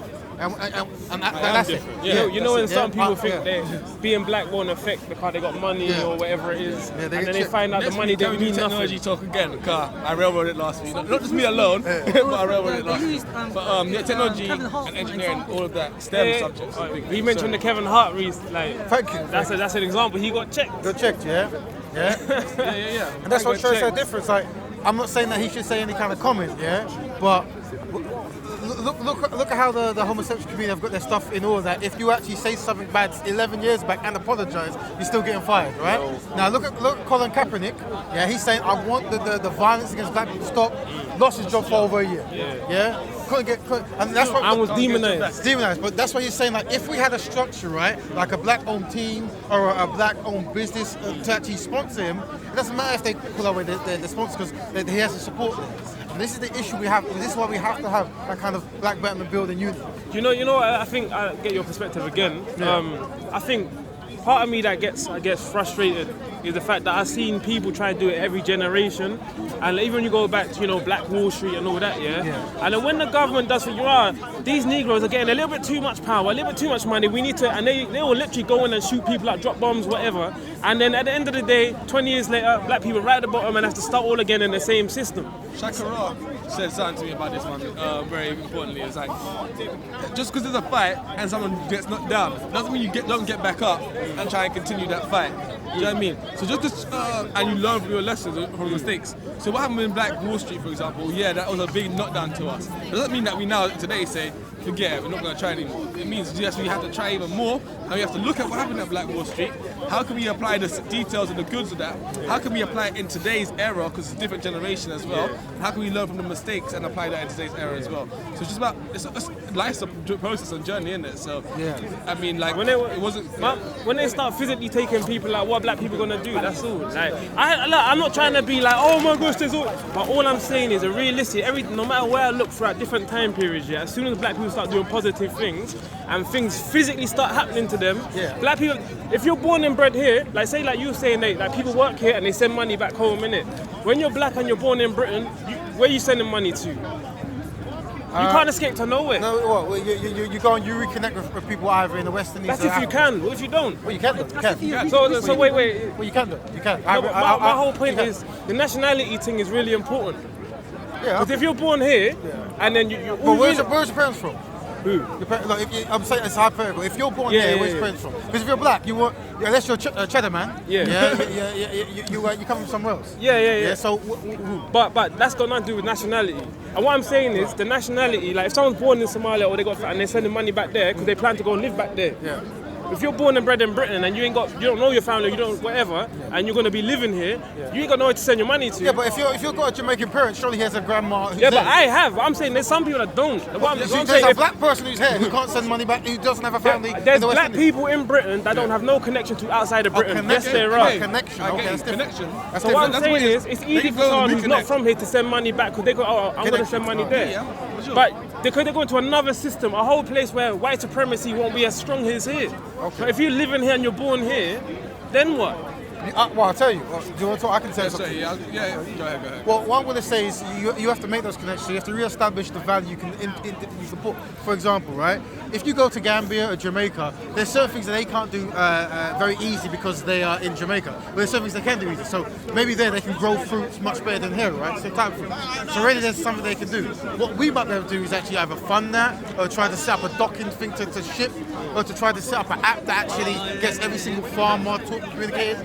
That's what I'm saying. You're here now. There's so many things you can learn. That can, What I'm saying is, you only know it when you go somewhere else and you realize, oh, you know what? I actually had certain options. It's like being born in London, right? If you're a vegan and you live in London, there's so much vegan restaurants, right? But if you go to certain other places, like, I was struggling, man. I was struggling. There you go. So I'm saying, but sometimes you got to understand where. So with London, yes, there's a lot of pain and suffering, but there is a lot of opportunity, and I think you're doing yourself and your community a service if you're not going to try to pick up as much as you can in the area you're in. Yeah, that's a fact. There you go. Yeah. Get any questions? That's cool. Grab your number. Yeah, let me take my phone. Sometimes I ask questions just to get the responses. That's cool. You gotta do that. I love it.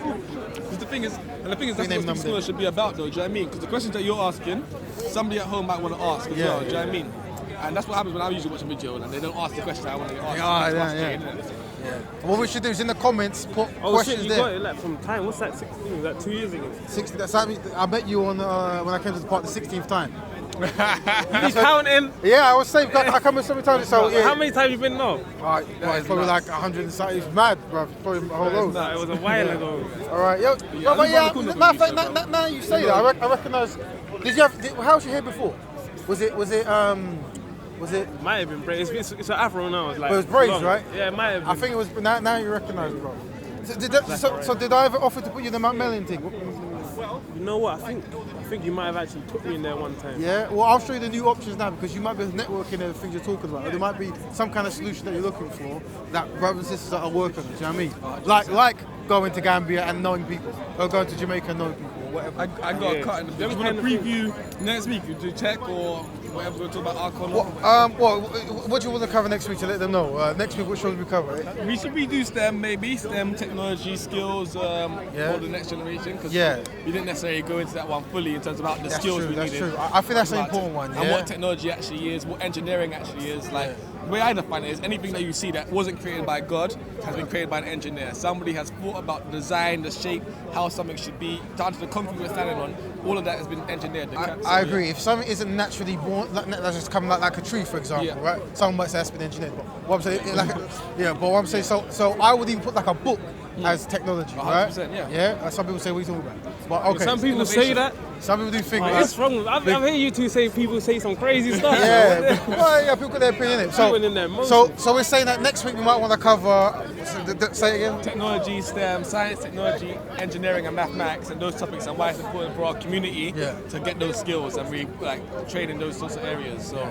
Yeah, I mean, we've done 2 topics today, so we're 3 even, so we could... We went a long place, but this brother Zachariah came and, I actually liked where you bought it. 100. Yeah, 100. I like where you bought it. And if you do come... If you see I don't want to seem too negative. No, what you're doing is necessary, isn't it? Because you're creating questions.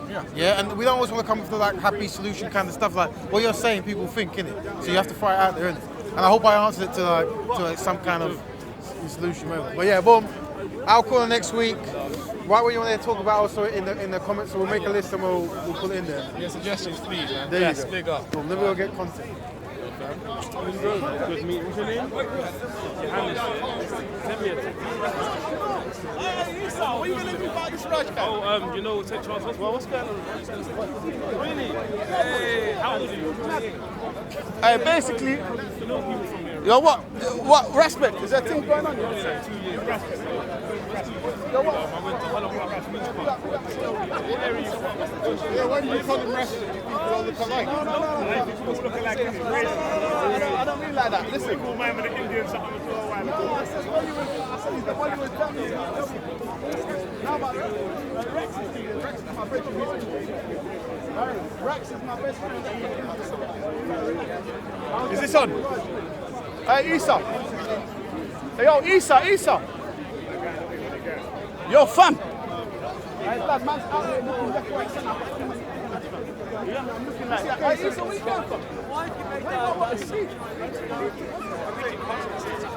I told him I ain't a beef thing when you're crazy, man.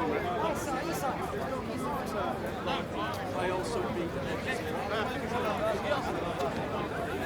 I also beat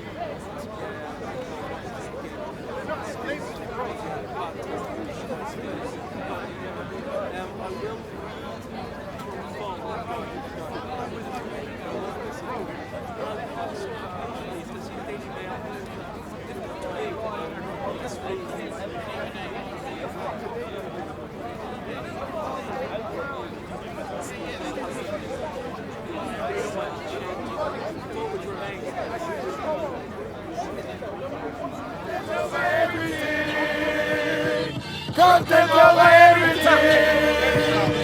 From your medallion. God, man, say it straight. Man, don't listen to BBC. Man, don't listen to ITV. Hey, listen. Sorry, blood. It's not the same root as a verb. Oh, yeah, but it is a noun. Are we having a very, very. Yeah, nah. That's the size of this. Hey, Steve, what's up?